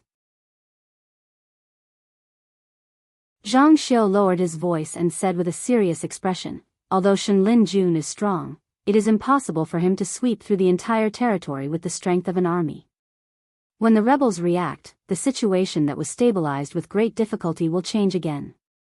Now that the Black Jiao is willing to cooperate with us, if we can persuade the king of Qingpeng to send out the 3 armies together, we will be able to pacify the world. At that time, it will be time for us to use the token of pushing grace." Lei Chuxing closed his eyes slightly and leaned on the big chair. The great divine martial emperor was actually forced to worry about personal gains and losses by a group of rebels that could be easily annihilated. Even the imperial guards that guarded the imperial capital were not able to make all the rebels disappear in one battle. However, the Qingjiang and Shuangjin empires were still biting like vicious dogs. Almost all of the imperial forces were gathered at the border battlefield and there were not many troops to pacify the rebellion. It was already the limit of the imperial forces to maintain the current situation. Now, the only thing that Lei Chuxing could hope for was that the 2 largest groups of rebels would accept the amnesty. Only when the king of Qingpeng and the northern frontier sent out troops to suppress the rebels could the Shenwu dynasty be truly stabilized. "Let them go." Lei Chuxing slowly opened his eyes and a sharp light flashed through his pupils. He said in a deep voice, "Don't worry about the northern frontier. The generals Li Zhongxing and Zhang Qilan were both from Shenlin Jun. Even if these people die, they will not turn against me. As long as the Black Jiao does not change its generals, it means that it has no intention of rebelling for the time being. Instead, we need to pay more attention to the king of Qingpeng." "I understand." Zhang Xiu bowed slightly and replied in a deep voice. On the other side, in the northern frontier, Li Zhongxing was wearing a black armor. Looking at the red flag in front of him with the word Li printed in black characters, his eyes revealed a look of contemplation. 1,300,000 soldiers of the southern expedition gathered behind Li Zhongxing. Under the leadership of the various generals, they formed a square formation. They did not look like ruffians at all. Instead, they revealed the aura of a mighty army. An hour later, the southern expedition would officially step out of the northern frontier. They would sweep away the rebels nearby and expand the battle line until it covered the entire north. They would be separated from the imperial capital of the Shenwu dynasty by the Wei River. Commander, what are you thinking about? A guard went up and covered Li Zhongxing with a cloak and asked in a low voice. Li Zhongxing's right hand pressed on the hilt of the sword at his waist. He said bitterly, Emperor's Grace, people, the Dragon King has given me a difficult problem. From the education that Li Zhongxing had received since he was young, the actions of the aristocratic families were not wrong. After all, Shenlin Jun either chose soldiers from the orphans of the soldiers who died in battle or chose young people with good family backgrounds near the imperial capital. These people had received education since they were young that the imperial capital was supreme. Apart from that, the aristocratic families were respected. However, during this period of time in the northern frontier, Li Zhongxing had already seen the power of the people under the guidance of Lin Yuan. Li Zhongxing originally wanted to protect the rule of the Shenwu dynasty, reduce the welfare of the people, and enslave the people was a natural idea. He had been attacked more than once in the northern frontier. Even now, Li Zhongxing did not know whether his original insistence was right or wrong. Otherwise, when he received Lin Yuan's transfer order, Li Zhongxing would have gone back to the northern frontier prince's mansion and told Li Zhong everything. That way, even Li Zhong would not have provoked the anger of the people on the northern frontier to target the aristocratic families. However, in the end, Li Zhongxing did not go. He more or less wanted to escape. The guard pondered for a moment and said in a low voice, General, things have come to this point. It's meaningless to say these things. This time, we are sending troops to suppress the rebels in the north under the orders of the Shenwu dynasty and the Dragon King. I don't understand the worries in your heart, but you can think about it later. For now, it's more important to complete the task at hand. Li Zhong turned his head and glanced at his personal guard. He smiled bitterly again and shook his head. The purpose of the Southern Expedition Army was indeed to clean up the rebellious officials, but doing it according to Lin Yuan's idea and doing it according to the Shenwu dynasty's idea belonged to two completely different paths. And now he was confused because he didn't know which path he was going to take. Let's go. Li Zhongxing shook the cloak on his body and turned around to roar. The 3 million soldiers of the Southern Expedition immediately roared in agreement.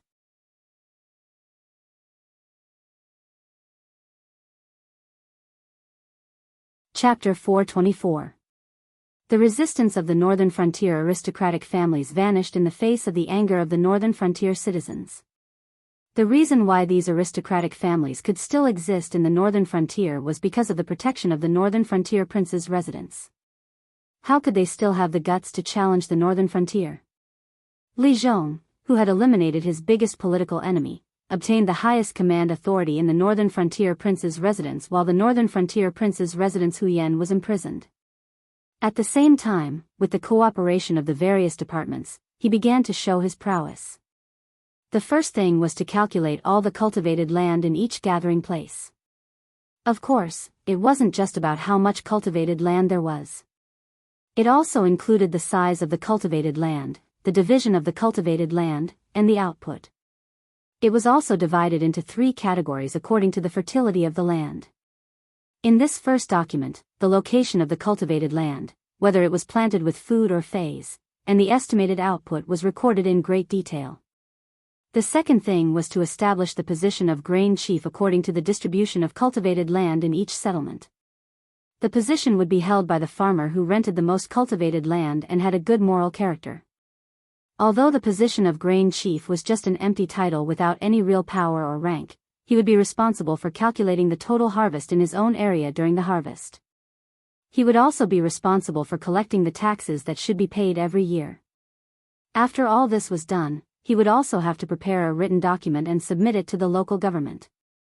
Unless the tax was collected, the local government was not allowed to participate in the collection of taxes. Of course, it wasn't just that the local government was not allowed to participate in the collection of taxes. Li Zhong also established various government offices such as the Population Statistics Department and the Farmland Exploration Department. He also prepared the existence of security teams in each of the grain districts. The specific authority was divided in detail and adopted a system of joint punishment. If there was a problem in any aspect, which led to a discrepancy in the amount of taxes paid, everyone would be punished. Although these new government offices established by Li Zhong were scattered in various places, none of them were under the jurisdiction of the local government. Their food and clothing were all provided by the northern frontier prince's residents. Moreover, they were all empty titles. When they met the local government officials, they still had to bow and salute. However, they also had the ability to directly report to the northern frontier prince's residence. It could be said that both sides were restricting each other. In addition, except for the grain chief, the other empty titles were all not ordinary people. The person in charge of each department would be transferred every 3 years. After 3 years, they would be transferred to another place to take up the same official position. After 9 years, if they were capable and had outstanding political achievements, they would be given priority in promotion to the various government offices under the northern frontier prince's residence. In these 9 years, if their political achievements were mediocre, they would undergo another 9 years of assessment. If their political achievements were bad, they would be immediately removed from their official position and would be investigated. The staff members below the division chief were all graduates of the Northern Frontier Academy. They were also changed every 3 years. During their employment, they could submit their resumes to the various government offices under the Northern Frontier Prince's residence to be recruited. However, they would not be given priority in recruitment.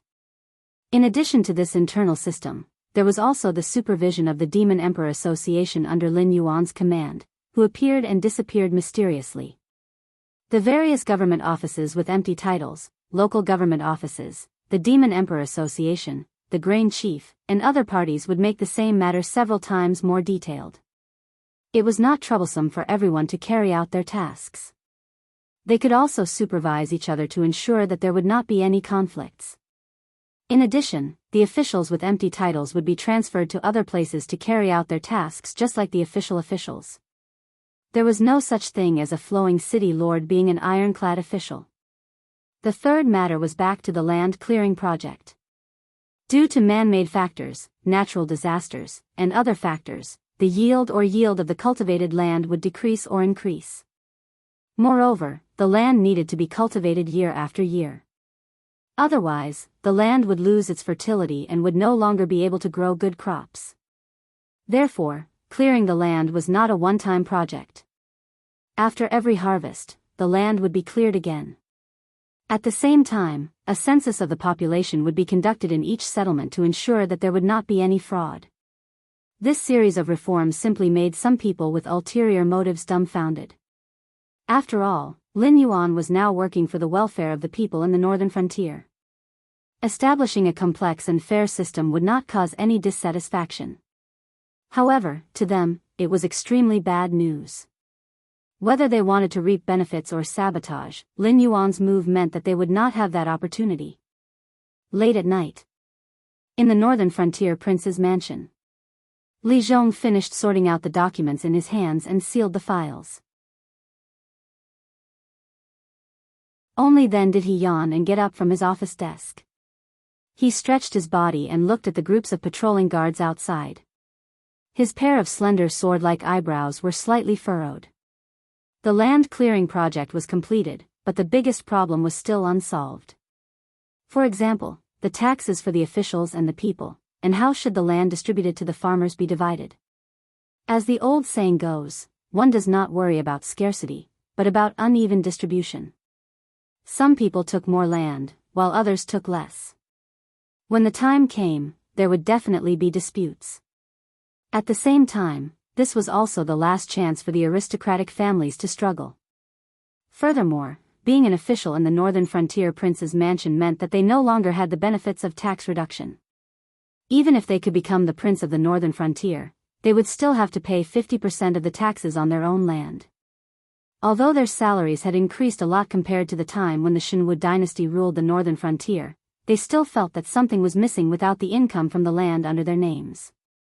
It was easy for the civil and military officials in the northern frontier prince's mansion to lose their motivation and only know how to live in their own positions.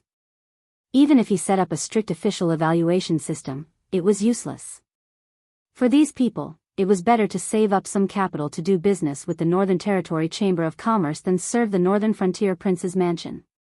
Although the salary given by the Northern Frontier Prince's mansion was not small, it paled in comparison to the benefits of a business transaction with the Northern Territory Chamber of Commerce. Although Li Zhong seemed to have a lot of authority in the land clearing project, the 10 years of tax reduction, the taxes for the officials and the people, as well as the establishment of various government offices were all things that Lin Yuan had prepared long ago. He only needed to take them out at the right time. When it came to other issues, even if Li Zhong had 10,000 ideas, he would not dare to make a decision on his own. "Mr. Li, are you planning to go back and rest?" A patrolling guard greeted Li Zhong with a smile. This guard was the one who had announced in Hu Yan's mansion that the people were storming the gate. He was originally a secret agent of the Association of the Demon Emperor. Although he was barely receiving a salary from the Northern Frontier Prince's mansion, serving Hu Yan and serving Lin Yuan were two different things. With the merit of bringing Hu Yan down, this guard had become a captain of the permanent guards of the Northern Frontier Prince's mansion. He was in charge of thousands of people. He was not a big figure in the whole Northern Frontier, but in Shunning City, where there were only 100,000 Prince's mansion guards, he was a Qianhu.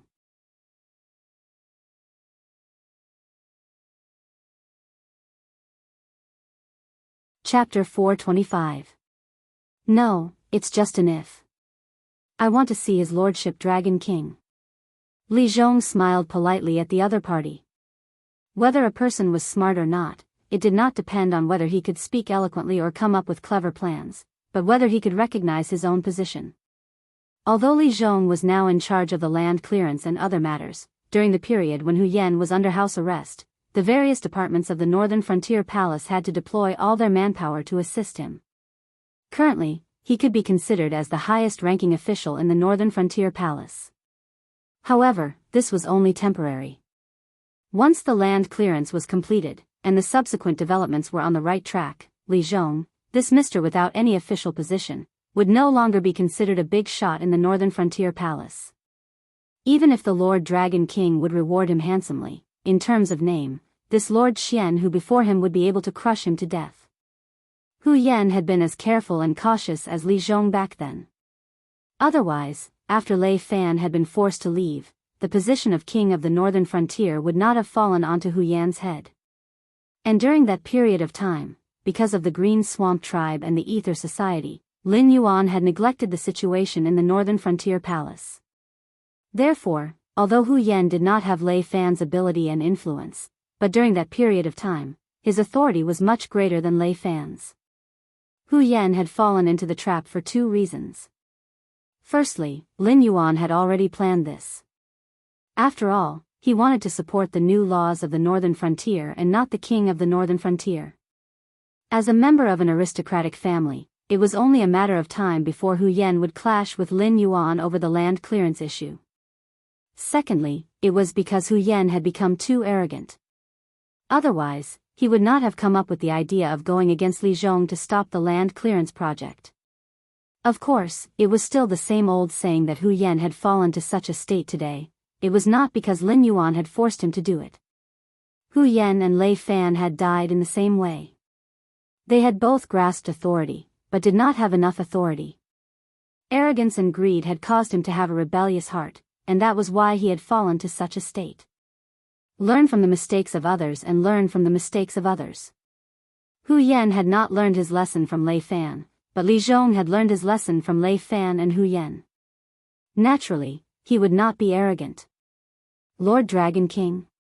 Lord Dragon King is currently in the front yard of the residence. If you go now, you should still be able to make it.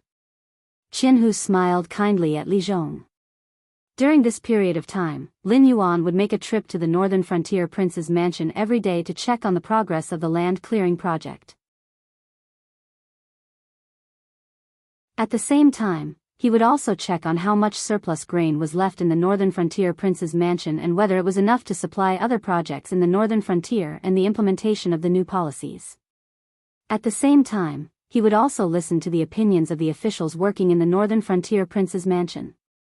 Li Zhong nodded and thanked Qianhu before walking towards the front yard. For the other officials to want to enter and leave the Northern Frontier Prince's mansion freely, it was not a realistic thing. Each department had their own office space, and even Hu Yan could not casually interfere with the operations of each department. But Li Zhong was different. As the most popular person in the Northern Frontier, even if Li Zhong had no official position at the moment, everyone knew that it would not be long before Li Zhong would become a big figure who could shake the entire Northern Frontier with just a stomp of his feet. It was not to the extent that everyone would come up to fawn on him, but there were still quite a number of people who came up to Li Zhong to get acquainted with him. When Li Zhong came to the front yard of the Northern Frontier Prince's mansion, Lin Yuan, who was sitting cross-legged, was looking at him with a pair of different colored eyes, his gaze filled with a hint of ridicule, a hint of playfulness, and a hint of contemplation. "Lord Dragon King, your student pays his respects to you." Li Zhong clasped his fist and bowed to Lin Yuan in greeting. Lin Yuan nodded slightly in return, his gaze still shining as he looked at Li Zhong. He had no intention of taking the initiative to speak, but his gaze was clearly telling Li Zhong, "I already know what you're thinking." Li Zhong did not put on an act. He simply walked in front of Lin Yuan and voiced his concerns one by one. "That's it?" Lin Yuan tilted his head and calmly said, "I thought that your brain was one of the smartest in the world. Is it that difficult to solve the problem of those officials' ambition? I gave you the authority to set up a government office without official posts, but you didn't get any inspiration? And before, the noble families were reduced from land taxes. As the person in charge of the land clearance project, don't you know to set up a business tax reduction for them? This, your student doesn't dare." The corner of Li Zhong's mouth twitched slightly. He clasped his fist and said, "You let your student set up a government office without official posts. Your student thought hard and felt that although these government offices increased expenses, they reduced the chances of officials being corrupt. At the same time, with an official evaluation system, they could also select more and better talents for our Northern Frontier Prince's residence. It's just like how some people are suitable for writing, but can't become an official. Some people are suitable for being an official, but have no education. These government offices without official posts are like a demon-revealing mirror. With one try, you can see if they're made for it." At this point, Li Zhong paused, adjusted his train of thought, and continued, "Although your student has the intention to imitate, I can't think of a method similar to Dragon King's. Not only are the government offices useless, but they will also make the organization bloated, and we have to spend a lot of unnecessary expenses every year." Li Zhong first praised Lin Yuan's brilliance, then humbly asked Lin Yuan for his perseverance. However, he didn't mention his own ideas or the business tax reduction that Lin Yuan mentioned. It wasn't that Li Zhong didn't have any ideas, but when meeting with his superior, he had to be more thoughtful. After all, strictly speaking, these things were outside of Li Zhong's authority. If he made a detailed plan, it would be overstepping his authority. As for the business tax reduction, it was completely up to Lin Yuan. After all, if this matter wasn't handled well, it would create a large number of new noble families. Although the noble families of the Northern Frontier hadn't been destroyed, in the Northern Frontier, noble families had become a derogatory term. Lin Yuan definitely didn't want the current situation to change. What? Is the government office without official posts the kind that doesn't work and only takes money? Go back and draft a notice. Anyone who has been an official in the Northern Frontier Prince's residence for 60 years will have their descendants supported by the Northern Frontier Prince's residence." Lin Yuan looked at Li Zhong for a while, then suddenly laughed and softly muttered a few words. "Ah." Li Zhong immediately frowned and whispered, "Dragon King, Lord Dragon King, firstly, no one has done this before. Secondly, it's not very attractive. For the current Northern Frontier, it's better to do business than to be an official. 60 years in the Northern Frontier Prince's residence is really not as good as 60 years in business with the Northern Territory Chamber of Commerce. Not to mention supporting their descendants, it wouldn't be a problem to ensure 3 or 4 generations of prosperity. Then it's a problem with your choice of words." Lin Yuan said with an unfathomable expression, "What if you say that the Northern Frontier Prince's residence will establish the embroidered uniform guard, and that anyone whose father has been an official in the Northern Frontier Prince's residence for 60 years will have a nominal position in the embroidered uniform guard, 2 ranks lower than their father, and 2/3 of the salary of an official of the same rank.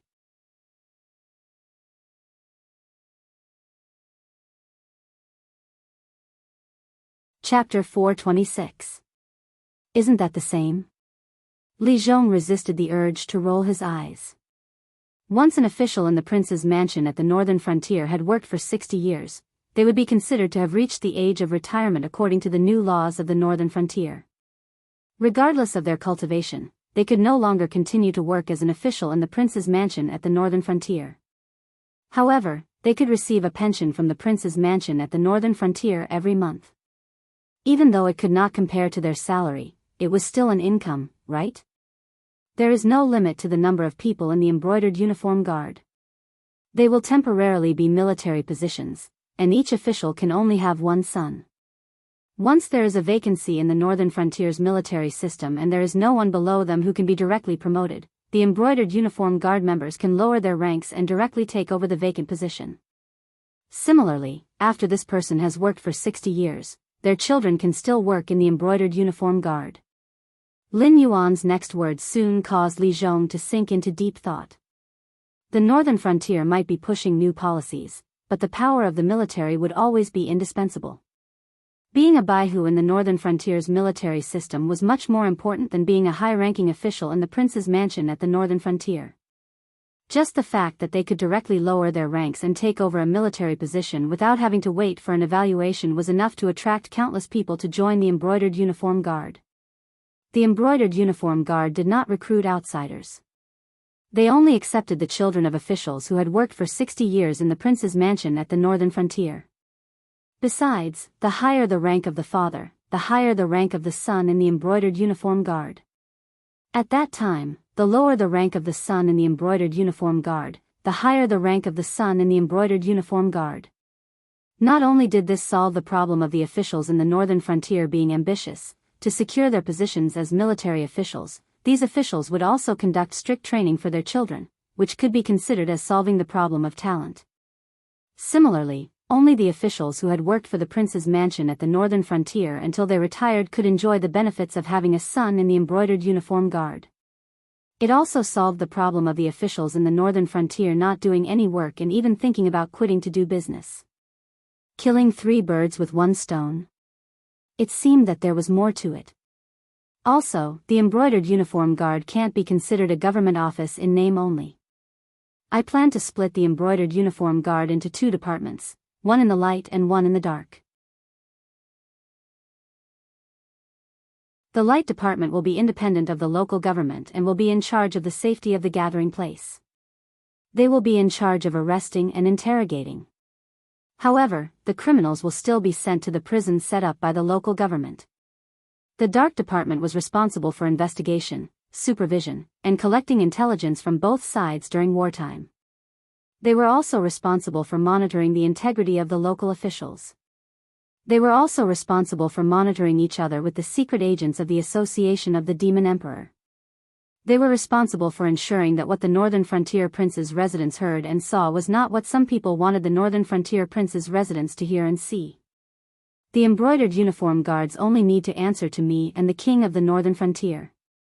As for the others, no matter what position or identity they have on the Northern Frontier, as long as they have evidence, they can send the embroidered uniform guards to arrest them. Lin Yuan let out a sigh of relief, but his eyes shone brightly. Ding Zai's manipulation of the Association of the Demon Emperor to block his vision had taught him a lesson. Although the secret agents of the Association of the Demon Emperor were everywhere in the northern frontier, once something happened within the Association of the Demon Emperor, Lin Yuan would become a blind existence. However, the northern frontier belonged to the Shenwu dynasty, and the nominal king was Hu Yan. Lin Yuan's territory system could not be used in the northern frontier. Otherwise, he would not have kept so many spies for his own use. As expected of Lord Dragon King. Amazing, amazing. After listening to Lin Yuan's series of ideas, Li Zhong clapped his hands and cheered. After all, once Lin Yuan set up the embroidered uniform guards, his biggest problem would be solved. He could not help but return to his office to record the details of Lin Yuan's idea of the embroidered uniform guards. He would go back and think about it repeatedly to see if he could come up with a better plan. If he could not, he would directly post the announcement of the establishment of the embroidered uniform guards on the bulletin board of the Northern Frontier King's mansion, and then send someone to deliver the letter to the local government. Wait. Just as Li Zhong turned around, Lin Yuan called out to him. After a moment of silence, the smile on Li Zhong's face disappeared. He turned to look at Lin Yuan with a bitter face, cupped his hands and said, "Lord Dragon King, forgive this student for speaking out of turn, but the business tax exemption must not be allowed. Otherwise, I'm afraid another batch of new aristocratic families will be created. Wouldn't the efforts of Lord Dragon King and this student go to waste?" Lin Yuan looked at Li Zhong silently, his heterochromatic eyes faintly narrowed. No one knew what he was thinking. After a while, Lin Yuan sighed softly and said helplessly, "What is in your head?" Although the aristocratic families today rely on the Northern Frontier King's mansion for survival, people are forgetful. In another 1 or 2 years, the Northern Frontier aristocratic families' interference in the welfare of the common people will be more or less forgotten. At that time, the aristocratic families of the Northern Frontier will be happy again. Indeed. Seeing that Lin Yuan was seriously discussing with him, Li Zhong could not help but think seriously. He quickly nodded and agreed with Lin Yuan. "I've said before that aristocratic families cannot be dealt with cleanly. No matter if it's an official, a rich family, or even you, Li Zhong, they will give birth to their own children and families. After a long time, when they have accumulated enough wealth and resources, they will become a new aristocratic family. That's why I'm willing to give up some benefits to make the aristocratic families work for me willingly. You see, the Northern Frontier is prosperous and rich now, but this is built on the premise that everyone works together. The Northern Frontier Academy is still in the process of being built. Even if I want to promote poor students, I don't have that many poor students to use. Governing the Northern Frontier still depends on the children of the aristocratic families. If I don't give them some benefits, how can they continue to contribute to the development of the Northern Frontier? When the time comes, the officials of the Northern Frontier will hate you and me. No matter how good the government decree is, it will be impossible to carry it out." Lin Yuan's heterochromatic eyes flickered with a faint light as he continued, "The business tax exemption is different from the land tax exemption. The latter is equivalent to forcing the common people to give their land to the aristocratic families to strengthen the power of the aristocratic families. But the former is different. The former is to attract the aristocratic families to invest more resources to strengthen the Northern Territory Chamber of Commerce. The Northern Territory Chamber of Commerce will then feed the Northern Frontier. As for the calamity you are worried about, haha." Lin Yuan's final 2 cold laughs instantly shattered Li Zhong's worries. The aristocratic families were the reason why a dynasty was destroyed. This was the reason why Li Zhong viewed the aristocratic families as tigers and wolves. But now, the aristocratic families of the Northern Frontier had lost their land and were like tigers and wolves without claws. Even if they could survive in the Northern Territory Chamber of Commerce, it was equivalent to Lin Yuan slowly feeding them with meat porridge. When Lin Yuan no longer wanted to feed them, these aristocratic families could only walk the path of starvation. After all, when they had their own land and were armed, they couldn't even defeat Lin Yuan. What could they change in the future?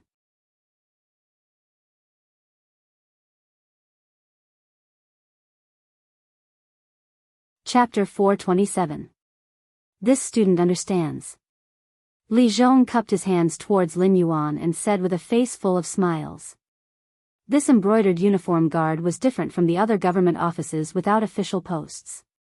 Right from the start, they were in charge of arresting, punishing, supervising and other important powers. It was most likely not to motivate the officials to improve themselves. After all, although this kind of government office was not a formal establishment, its power was much greater than many formal government offices. If Lin Yuan were to use this government office 60 years later, then it would be impossible for Lin Yuan to defeat 2 successive kings of the Northern Frontier without being stained with blood. Therefore, when the embroidered uniform guard was first activated, there would definitely be a group of fierce people who would be transferred in, and they would have to do great things. When he thought of the power of the embroidered uniform guard, Li Zhong could not help but shiver. It was as if he could see the image of the northern frontier in the not-too-distant future. In addition, this king is waiting for you here. There is another task for you to do. Lin Yuan's heterochromatic eyes did not have the slightest ripple, only quietly staring at Li Zhong. Li Zhong was silent for a moment, then a faint bitter smile suddenly appeared on his face. He said, "Could it be that the Dragon King wants this student to take over the title of King of the Northern Frontier?" Although Li Zhong's face was a bitter smile, but this smile was clearly uglier than crying. First it was Lei Fan, then it was Hu Yan. The two kings of the northern frontier had fallen one after the other. At this stage, although the northern frontier prince's palace was still able to intimidate the various powers in the northern frontier, but it no longer had anything to do with the king of the northern frontier in name. The title of king of the northern frontier might not even be as useful as someone that Lin Yuan had casually nominated. Moreover, as the one closest to Lin Yuan's thoughts in the northern frontier prince's palace, Li Zhong naturally knew that everything that Lin Yuan had done was just to pave the way. The northern frontier that he wanted was not a family's world. When Lin Yuan allowed the northern frontier to develop freely, it was estimated that only the new laws of the northern frontier would have authority. Titles like officials, princes, nobles, and the like would be useless. At most, they would give their descendants the title of embroidered uniform guard. When that time came, whether there would be a vacancy for them would be a problem. Yes. Lin Yuan did not have the intention to beat around the bush with Li Zhong and nodded his head very calmly. The smile on Li Zhong's face became uglier and uglier, and his voice was almost choked with sobs. "Lord Dragon King, you can't play people like this. Your student, this donkey, can still pull a mill." What Lin Yuan wanted was the northern frontier ruled by law, and not the northern frontier ruled by a king. Just from the word king in the northern frontier, it was clear that from the day this title was issued by the Shinwu dynasty, the existence that inherited this title would not have a good ending. Especially now that the Shinwu dynasty's situation was getting better by the day, when the chaos was quelled, the northern frontier would still have to bow their heads to the Shinwu dynasty. Thus, Lin Yuan's idea of attacking the royal power would become even more intense. After all, in the northern frontier, the words of the northern frontier king did not have much authority. Regardless of whether you were the ruler of a dynasty or an imperial envoy, the result was the same. Whether or not the northern frontier was willing to cooperate depended on whether or not Lin Yuan nodded his head. As for Lin Yuan's authority? Sorry, Lin Yuan was not some northern frontier king. He was the Blackwater Dragon King, the legitimate god of the northern frontier conferred by the Shinwu dynasty. At the same time, he was the god of wealth who had absolute control over the Northern Territory Chamber of Commerce. No matter what identity he had, he was not related to a mortal. When the royal power did not fall behind, Lin Yuan would have a greater say in the northern frontier. After all, whoever did not listen would not be able to eat. This king has thought about it, and the only person who is qualified to be the last northern frontier king is you. However, Lin Yuan did not pay attention to Li Zhong's complaints. Instead, he looked at Li Zhong with a serious face, and his voice became much lower. This student does not want to be a northern frontier king in name only, and even more so, do not want to become a chess piece used by the Shinwu dynasty to check and balance the power of Dragon King Darren. Li Zhong waved his hand at Lin Yuan like a hoodlum and said in a low voice, "If Dragon King Darren wants this student to take over the northern frontier king, why not just give this student a quick death right now? Why let this student suffer that kind of humiliation?" Li Zhong traveled thousands of li to the northern frontier to seek refuge with Lin Yuan. He originally wanted to make a big career out of it. Naturally, it was impossible for him to muddle-headedly take over a noble title that looked very high and mighty, but in reality, would become a stepping stone when his career had just started. He did not come all the way here to humiliate himself and ask for trouble, right? In particular, Li Zhong had already grasped the knack of Lin Yuan's idea. Especially after he started to implement the land clearing project, he did not even need to think to know that Lin Yuan was weaving an impenetrable net. Various yamen, officials, nominal positions, and shifter emperors would form this big net. Under the big net were the people of the northern frontier, and above the big net was Lin Yuan.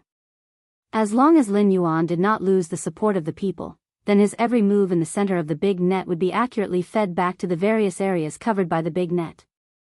These yamen, which divided the authority very carefully, seemed to have scattered the authority of the various local yamen, turning the usually awe-inspiring old men into ferocious beasts without claws and fangs.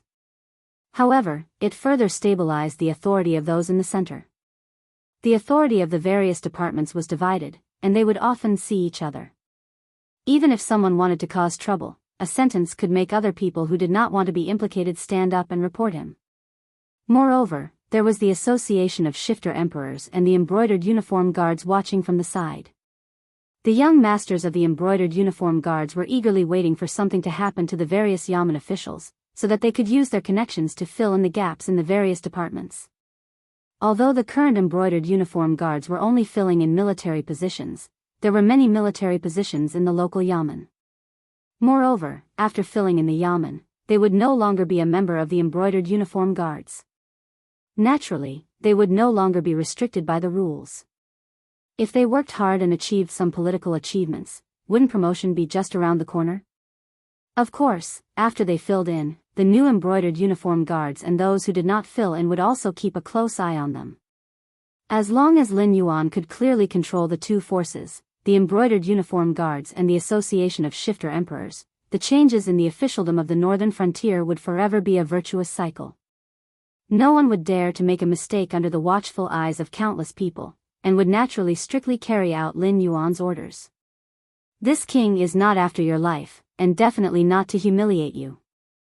After the fall of Lei Fan, the authority of the king of the northern frontier had been mostly lost. Otherwise, Hu Yan would not have been so frightened by this king's words that he stayed in Shunning City obediently. Do you think he did not want to go out, or did not dare to go out?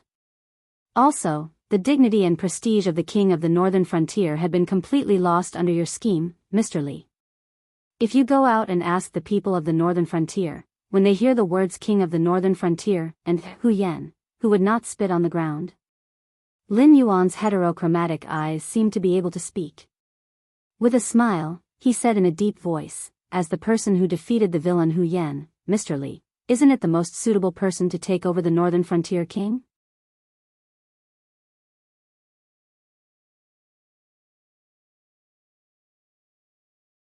Chapter 428. This, Li Zhong opened his mouth and wanted to refute Lin Yuan, but he did not know what to say. Because Hu Yan had colluded with the aristocratic families and wanted to stop the northern frontier prince's mansion from renting out large amounts of ownerless land to the commoners at a low price, he had already been nailed to the pillar of shame. Don't look at how Lin Yuan had placed Hu Yan under house arrest in the northern frontier prince's mansion. This was also to protect the northern frontier prince who did not know his own worth and thought that he could go against Lin Yuan by colluding with the aristocratic families. If Hu Yan was released now without any guards by his side, he would probably be torn to shreds by the angry commoners of the northern frontier. If Lin Yuan did not lay his hands on Hu Yan, the northern frontier prince, Hu Yan could be considered to be crippled, and there would be no place for him in the northern frontier. Therefore, the replacement of the prince of the northern frontier prince could not be the same as the previous two times where Lin Yuan said it would be whoever he wanted. It was easier to explain to the Shenwu dynasty, since it was not the time to shed all pretense of cordiality. They were still counting on Lin Yuan to send troops to quell the rebellion. Therefore, even if the Hu clan's descendants opened their eyes, this hereditary prince of the northern frontier prince's mansion would not fall into their hands. However, this time, Lin Yuan had to consider the opinions of the commoners of the northern frontier prince. If he did not care and purely supported a newcomer to the position in order to suppress the royal power, this action alone could cause many of the commoners of the northern frontier to flee. No matter what, the Tianwu continent was still a feudal society. Imperial power and royal power could suppress people to death. No matter how Lin Yuan attacked the royal power, it was useless. There would always be some people who would feel that the prince of the northern frontier was the true master of the northern frontier. If they could not see the good side of the prince of the northern frontier, they would very likely give up everything they had in the northern frontier and become refugees to other regions. The Hu clan's descendants were not good enough, they were not good enough, They were not good enough. They were not good enough. After thinking about it, other than Li Zhong, who was now regarded as a hero by the commoners of the northern frontier, Lin Yuan could not think of anyone else who was suitable to be the last prince of the northern frontier. This student is slow-witted, Dragon King, please enlighten me. Li Zhong bowed lightly to Lin Yuan, and the expression on his face finally looked better. Although he was convinced of Lin Yuan's abilities and plans, he was not a 3-year-old child. He was not willing to be the prince of the northern frontier just because Lin Yuan opened his mouth. This was equivalent to being given the title of Marquis. If Lin Yuan could not give him a good explanation, even if he had to risk offending Lin Yuan, he would still have to run away. Even if he could not run away and died, it was better than dying with infamy and humiliation. Hu Yan has already been crippled. Even if I wanted to give him a chance to repent, the commoners and aristocratic families of the northern frontier will not tolerate him. The Hu clan will no longer have a foothold in the northern frontier. Tell me, if the title of Prince of the Northern Frontier were to fall on Hu Yan or the descendants of the Hu clan, would the commoners be convinced? Although in my eyes, the complete disappearance of royal authority from the northern frontier is the most advantageous situation for me in the northern frontier, I cannot deny that the current northern frontier does indeed need a prince of the northern frontier who can stabilize the people's hearts. In the eyes of the commoners of the northern frontier, you are a great hero who did not hesitate to offend the prince of the northern frontier. At this juncture, the commoners are very against Hu Yan. If I casually choose someone to be the prince of the northern frontier, it may not be able to stabilize the people's hearts.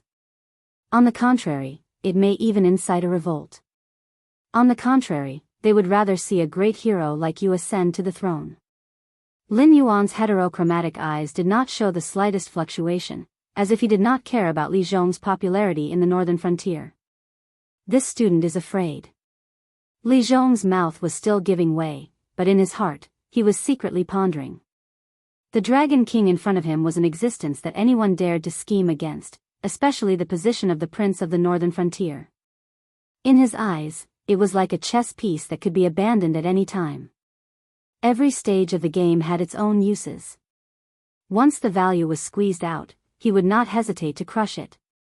For example, the first prince of the Northern Frontier, Lei Fan. According to the original intention of the Shenwu dynasty, Hu Yan, as the local tyrant of the Northern Frontier, was the best candidate to be conferred the title of Prince of the Northern Frontier. After all, Hu Yan had accumulated so many years of wealth in the Northern Frontier. He also had the Shunning City Garrison Army, the strongest military force in the Northern Frontier. He was also a member of an aristocratic family. Once he had the support of the Shenwu dynasty, Hu Yan would be able to develop into one of the strongest forces in the Northern Frontier. However, Lin Yuan had obviously seen the drawbacks of Hu Yan becoming the Prince of the Northern Frontier. He had directly rejected the imperial edict and had even requested for Hu Yan to be conferred the title of Prince of the Northern Frontier. To the Shenwu dynasty, although Lei Fan's foundation was still shallow, he had Shen Lin Jun's reserves in his hands and was not someone who could be easily manipulated. Moreover, his surname was Lei. Naturally, he would be able to obtain the support of the imperial clan court. In addition to the situation of the Shenwu dynasty at that time, even if Lei Qiusheng wanted to fall out with Lin Yuan, there would be countless people below him who would stop him. Thus, Lei Fan was able to replace Hu Yan as the Prince of the Northern Frontier. During the period when Lei Fan was the Prince of the Northern Frontier, he held military power in his hands and had a strong network of connections. He had even looked like he was going to rule the Northern Frontier together with Lin Yuan. However, after the Northern Frontier had stabilized, Lei Fan had gradually become a puppet. The most frightening thing was that although Lei Fan had realized this, he still did not know what kind of situation he was in. Hence, after he had dragged the sects and clans down with him, he had been dealt with by Lin Yuan without being able to put up any resistance.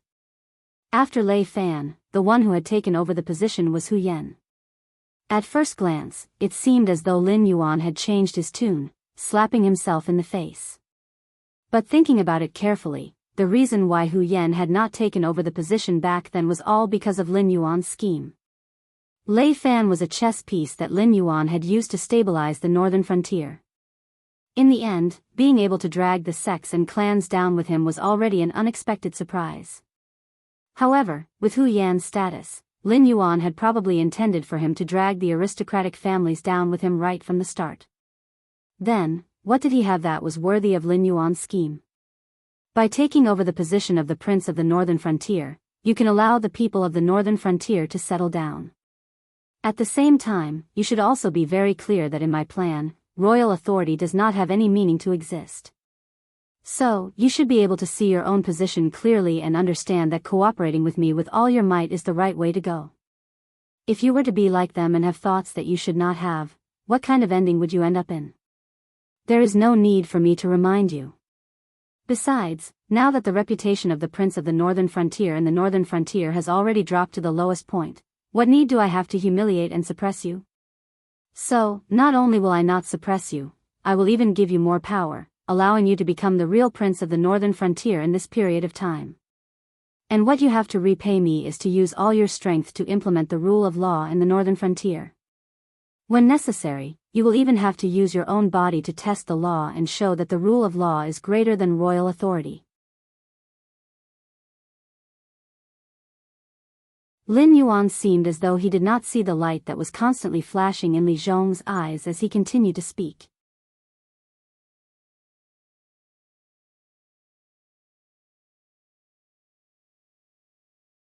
Chapter 429. The distance between the Northern Frontier and the imperial capital was definitely not close. However, Lin Yuan only took half a day to send the news to the imperial capital.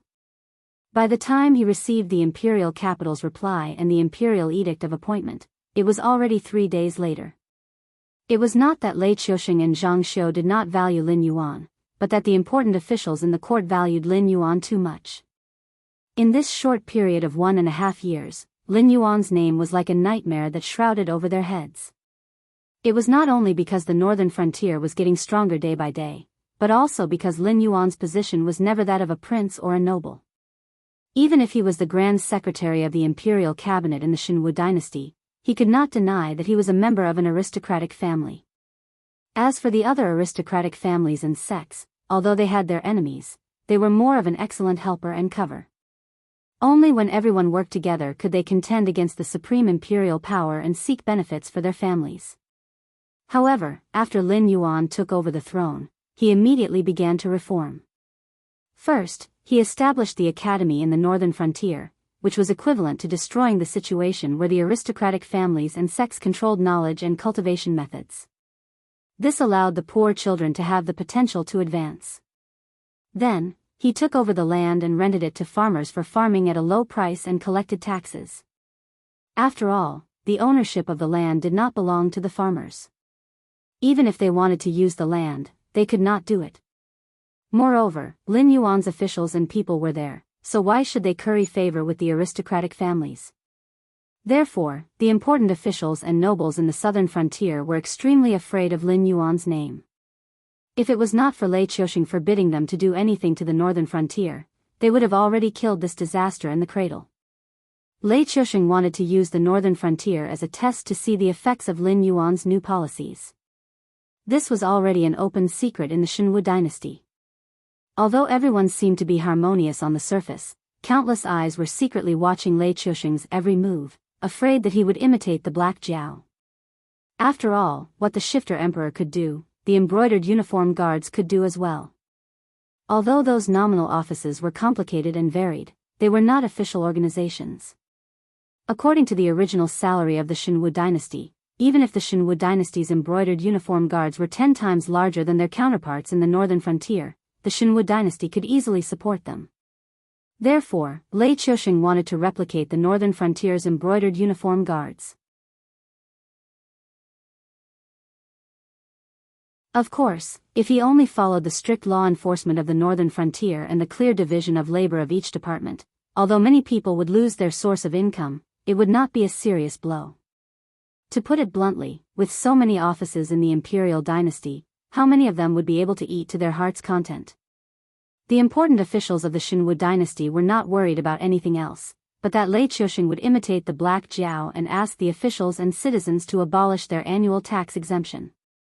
He would ask everyone to pay taxes according to the area of their farmland and their output. Even if he could not take back the land under the nobles' names, the imperial dynasty's annual income would increase by 2 to 3 times. Presently, the Shenwu dynasty was in chaos and had suffered countless casualties. Many lands had lost their owners, but it just so happened that the embroidered guard had received Zhang Xiu's orders a long time ago, so they kept a close watch on these lands and didn't give those clans and sects the chance to take over their lands at all. According to Lei Qiusheng's military background, he would not keep these ownerless lands for himself.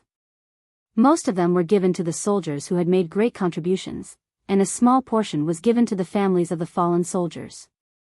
However, Lin Yuan's actions in the northern frontier had given Lei Qiusheng a good start. He gave the land in his hands to the commoners to farm, and then gave them a certain tax exemption to attract the commoners to farm. At most, he would spend a bit more money to reward his subordinates, but the annual income from the autumn harvest would be much higher. It was better than giving the land to his subordinates in a one-time deal. At this time, all the officials were present in the throne room of the imperial capital. A red-faced old man wearing a crimson official's robe cupped his hands towards Lei Qiusheng and said in a clear voice, "Your Majesty, please think twice before acting on his request for the Northern Frontier King's position." It hasn't been long, but the Northern Frontier King's position has already changed 3 times. This is a hereditary title, not some cabbage that can be bought from the roadside. It's also not something that the Black Jiao can give to whomever he wants. Lei Qiusheng sat on the dragon throne, coldly sizing up the red-faced old man without saying a word. Seeing that Lei Qiusheng did not respond, the red-faced old man subconsciously frowned and said again, "Your Majesty." Logically speaking, if the emperor raised his own opinion, the officials would have to give an opinion regardless of whether they agreed or not. At this time, the emperor could keep his original opinion, or he could act according to the opinions of the officials. In any case, it was very rare for both sides to agree. After all, both sides had different standpoints.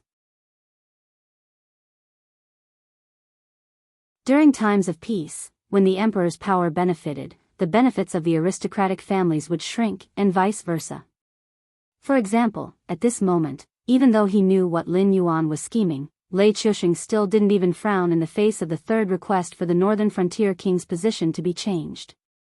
However, the decree was blocked by the Cabinet Grand Secretary.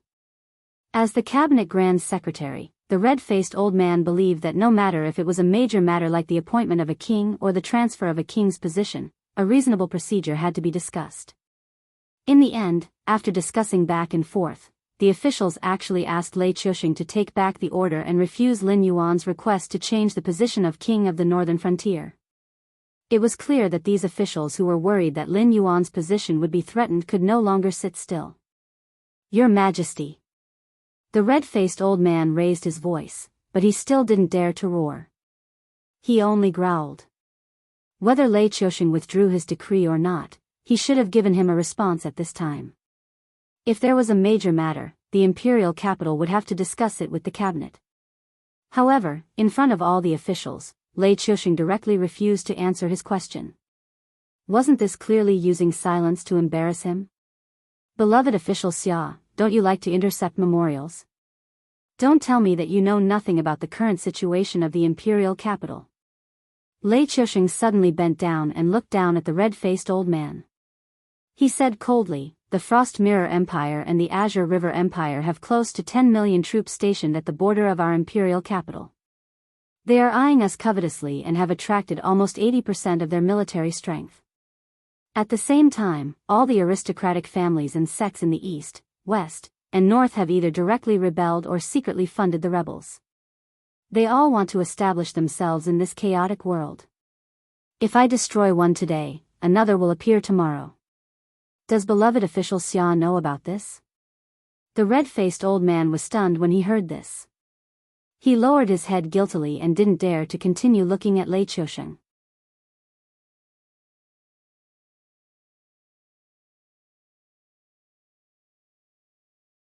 Chapter 430. The cabinet ministers had the right to read the memorials.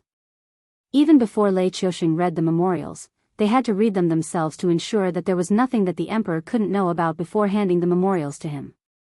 Of course, it was completely different for the emperor to know through the embroidered uniform guard and through the memorials. After all, no matter how many secrets the embroidered uniform guard knew, the Shinwu dynasty couldn't legitimately interfere.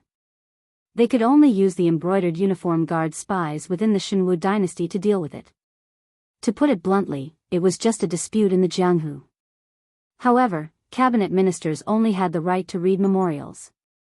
When the decree came from Lei Qiusheng's imperial study, the ministers could only follow the instructions on the cover and deliver it to where it should be delivered. They couldn't read a single word inside. After all, that was the emperor's thoughts. Ordinary people didn't have the right to know. The red-faced elder had read Lei Qiusheng's decree and made it known to the entire court. He had clearly violated Lei Qiusheng's taboo. Otherwise, he wouldn't have been left out in the imperial court. This subject knows a little.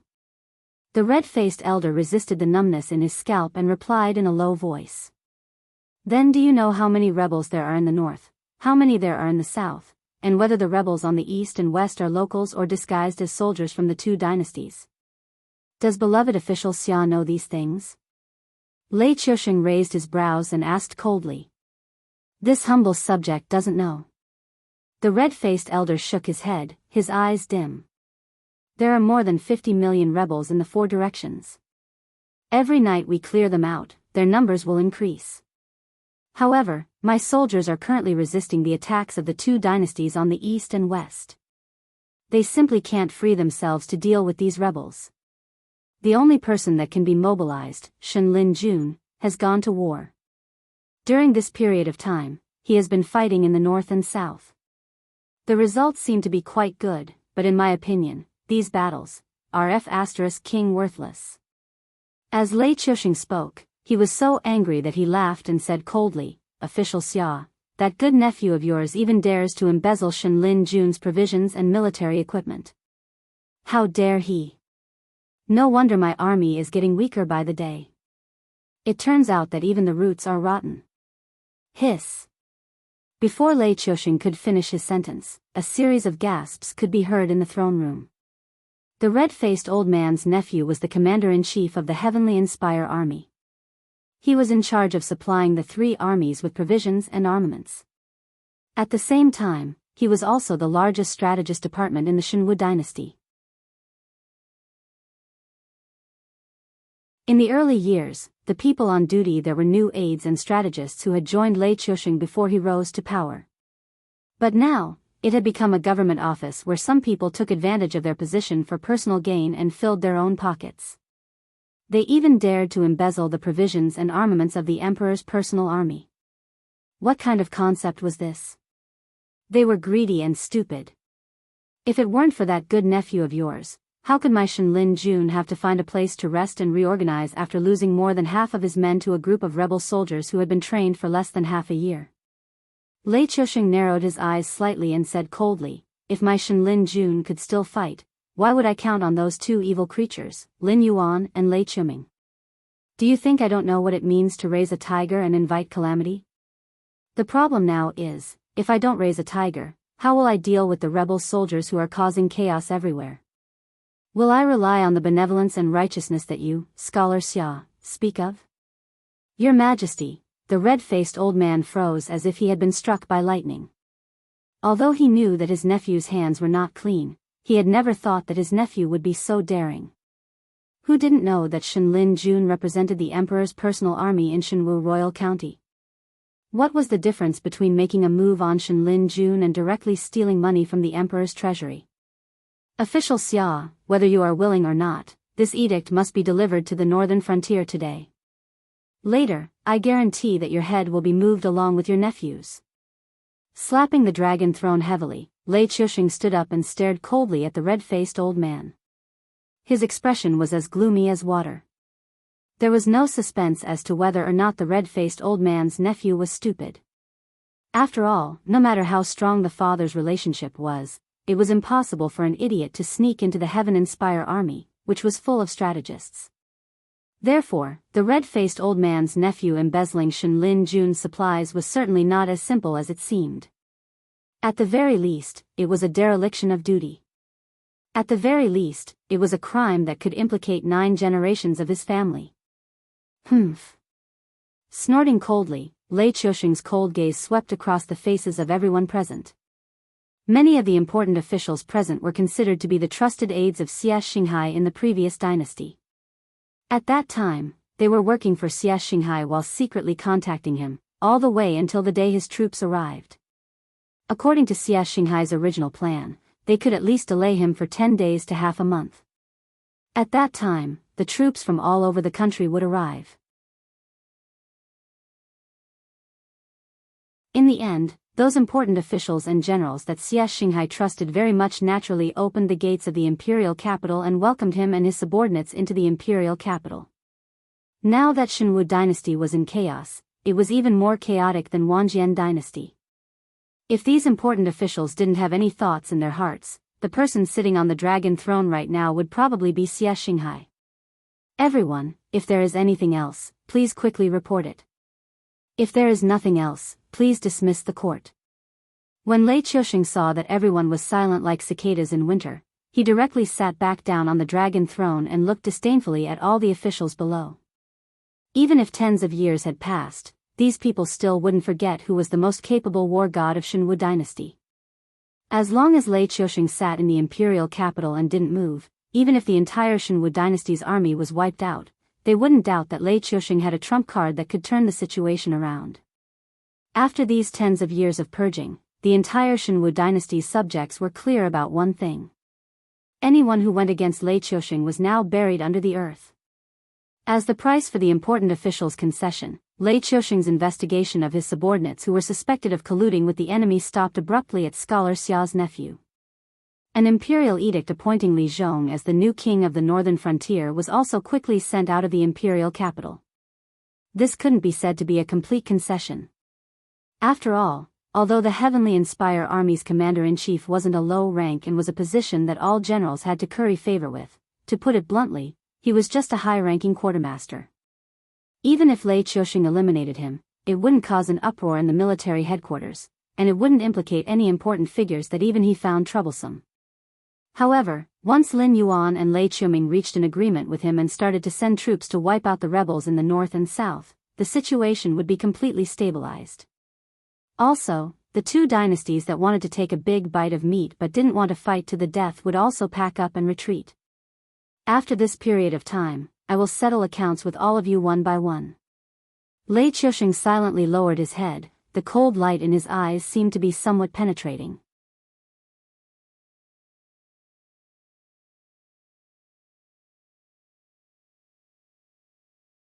Chapter 431. The situation in the northern frontier was changing, and the undercurrent was surging in the imperial capital. At this stage, the rebel army in the northern frontier was terrified. Every day, they were worried that Shenlin Jun would kill his way to their doorstep. In the end, while Shenlin Jun was still stationed in the south, they were waiting for another wave of death. The arrival of the 300,000 southern expedition immediately frightened the rebel army in the city. When the defenders on the city walls saw the densely packed southern expedition with bright armor outside the city, they were so scared that they almost couldn't hold their weapons steadily. Although there were many rebel forces in the northern frontier, everyone knew that the true leader of the northern frontier was the Black Jiao who controlled the military and politics of the northern frontier with the body of a demon beast. Only the Black Jiao was the legitimate existence appointed by the Shenwu dynasty. Although the Shenwu dynasty was now rising everywhere, and rebel armies were appearing one after another, there weren't many rebels who really wanted to be the emperor. They just wanted to take advantage of this chaotic world to lay a foundation for their descendants. Especially after the northern frontier broke away from the control of the Shenwu dynasty, the Blackwater Dragon King was conferred by the Shenwu dynasty with the title of Northern Frontier King and Blackwater Dragon King, which made countless people envious. Things in the world were often like this. They seemed to only see the current glory of Lin Yuan, but forgot that when Lin Yuan was in control of the northern frontier, the Shenwu dynasty's first reaction was to transfer troops from the coastal battlefield in the southern frontier and merge them with the Xiongwu army to suppress Lin Yuan. The commander said that we have to take this city before the sun sets. Tonight, we will spend the night in the city. Li Zhongsheng's bodyguard pulled on the reins, and the horses under him reared up. The neighing of the horses and the voices of the people mixed together, but his every word was accurately transmitted to the frontline soldiers' ears. Kill! The 300,000 Southern Expedition soldiers following Li Zhongxing raised their weapons and roared in unison. The city in front of them was not large, but it was actually the largest group of rebels near the northern frontier. They occupied 4 cities under their rule. In terms of territory and military strength, they were stronger than the 6 border cities. However, compared to the northern frontier, which had been hiding their strength for more than 4 months, they were still ants that could be easily crushed. Li Zhongxing rode on his warhorse. His eagle-like eyes landed on the city wall in front of him as he shouted, "Boys, kill!" This group of rebel soldiers looked like they could not withstand a single blow, but in the face of such a powerful northern frontier army, they were only scared. They did not give up the defense line because of their low morale. The 2 sides were in a deadlock for the time it took for an incense stick to burn. Li Zhongxing did not even see a single deserter. In his heart, he had already raised his evaluation of the enemy's general by several levels. However, this did not stop Li Zhongxing from taking the city. Ever since he came out of seclusion, he had never thought that he would lose. All he was thinking about was how to win beautifully. Following the commander's command, the soldiers who had been waiting for a long time immediately roared and charged, aiming their weapons at the city wall. Fight! Those who retreat, behead. Also, if you take the head of a northern frontier soldier, you can exchange it with me for 5 taels of silver. On the city wall, a bald man in his 30s with a mustache rubbed his head and carried a heavy machete on his shoulder. There was not even a trace of fear in his eyes. With the city wall as a buffer zone, the 2 armies clashed head-on. In an instant, swords flashed and arrows rained down like locusts. Siege weapons were placed on top of the city wall. Shiny blades were drawn from their sheaths. Boiling fighting spirit and loud shouts began to reverberate around the city. The Southern Expedition went down south from the checkpoint set up in Shunning City. As soon as they came out of the checkpoint, they divided into 4 groups and went straight to the few groups of rebels closest to the northern frontier. They almost took down 3 groups of rebels in the first day. Although the remaining group resisted tenaciously, everyone could see that they were like arrows at the end of their flight. If it was not because it was difficult to attack the city after dark, it was estimated that the next day would be the last struggle of this group of rebels. The strength of the Southern Expedition's fighting strength was obviously beyond many people's expectations. They were able to take down 4 groups of rebels in the first day. Moreover, this was because the Southern Expedition spent most of their time on the road. Even Lei Qiusheng Shenlin Jun did not dare to say that he could directly divide his troops to attack several groups of rebels at the same time and win. The news of the northern frontier sending troops to suppress the rebels quickly spread throughout the Shenwu dynasty. It could be said that some people were happy and some were sad. The happy ones were the orthodox group of the Shenwu dynasty headed by Lei Qiusheng. After all, they knew their own situation. When Shenlin Jun left the imperial capital, he was still awe-inspiring. However, not to mention that he was unable to fight again, it was obviously impossible for him to sweep away the rebels like before. As the former god of war and god of war, Lei Qiusheng quickly ordered Shenlin Jun to stay put and rest. He quietly waited for the movements of the northern frontier and Qingpeng. This was because he believed that no matter what Lin Yuan and Lei Qiuming were thinking, they would not let go of such a good opportunity. Even if he had to sell the foundation that he had painstakingly built to the Shenwu dynasty, he would have to sell it for a good price, right? As for the rebels, in Lei Qiusheng's eyes, they were even less of a problem. In the past, it was difficult for him to seize the opportunity to reshuffle the cards of the Shenwu dynasty. This time, they stretched out their necks to be cut. Lei Qiusheng had even less reason to let them go. If it was not for the fact that he could not mobilize the military forces in his hands, why would he have to lower his head and try to rope in Lin Yuan and Lei Qiuming? Lei Qiusheng was very clear that although the Shenwu dynasty was in chaos, the rebels outside still did not dare to go too far. Especially when Lei Qiusheng still had a card in his hand that had not been played yet. Even if they had 10 times the courage, they would not dare to act recklessly. However, once Shen Lin Jun's undefeatable banner fell, the rebels would not just simply cause chaos in their own territory. There was no guarantee that many of them would immediately lead their troops to attack the imperial capital. They would take this opportunity to set their sights on the supreme throne. Therefore, Lei Qiusheng would rather stop Shen Lin Jun's advance and let the rebels continue to jump around than let Shen Lin Jun take the risk of ruining his own undefeatable signboard. Although Lei Qiusheng's actions made countless discerning people see the weakness of the giant beast that was the Shenwu dynasty, Shen Lin Jun had not been completely annihilated. Even if they had any thoughts, they did not have the guts to be the first to stand out. At most, they would occupy a few territories and wait for the imperial edict to be issued. After all, there were so many rebels in the Shenwu dynasty. Even if Lei Qiusheng was known as the Eternal Emperor, he had to understand that the law could not punish the masses. If he really offended the aristocratic families in the world, even if the Shenwu dynasty was in a precarious state, they could easily overturn the entire Shenwu dynasty if they worked together.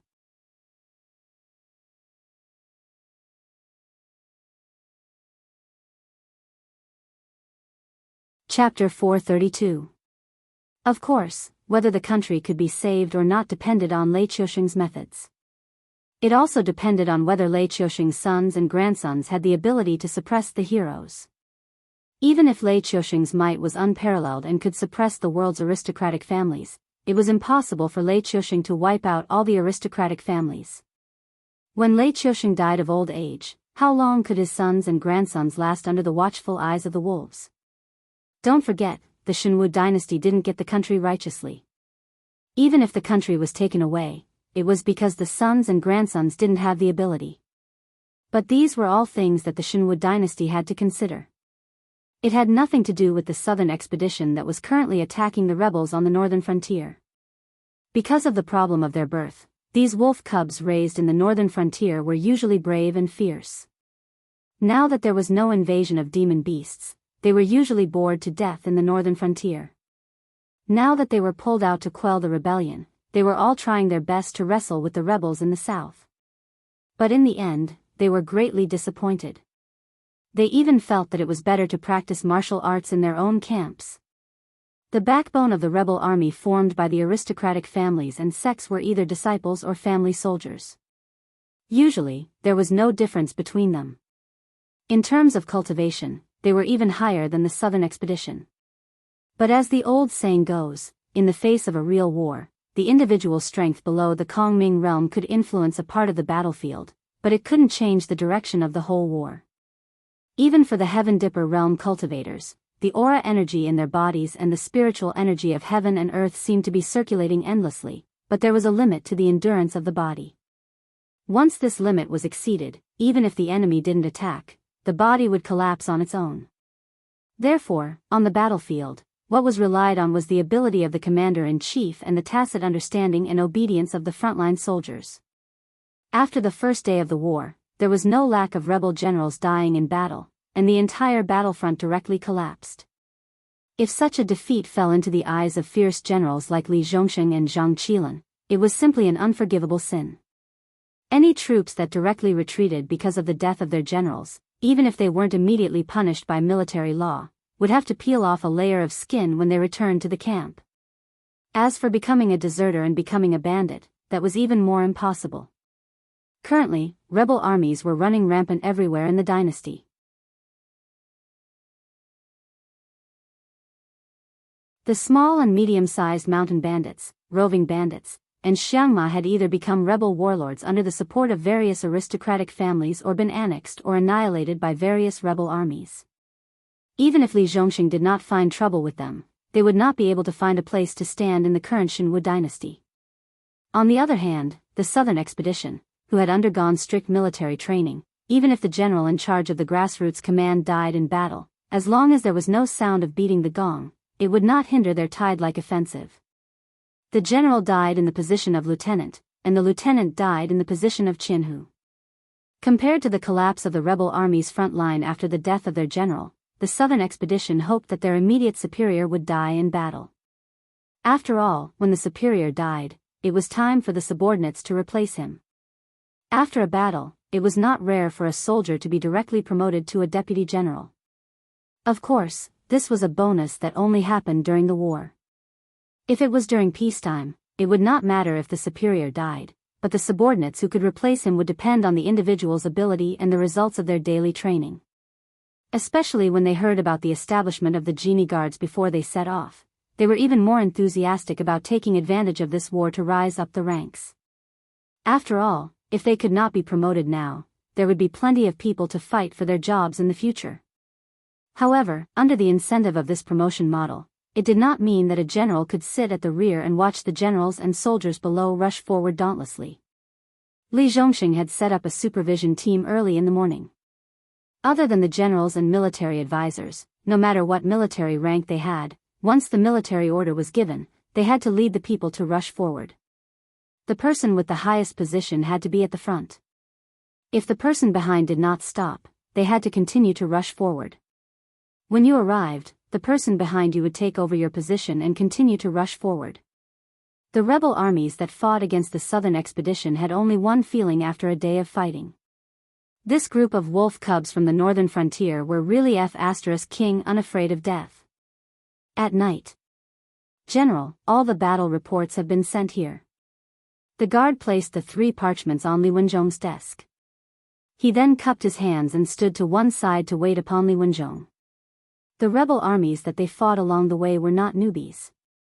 Although the local aristocratic families raised the army, the composition of the officers in the army was different from those aristocratic families who stuffed their juniors into the army for gilding.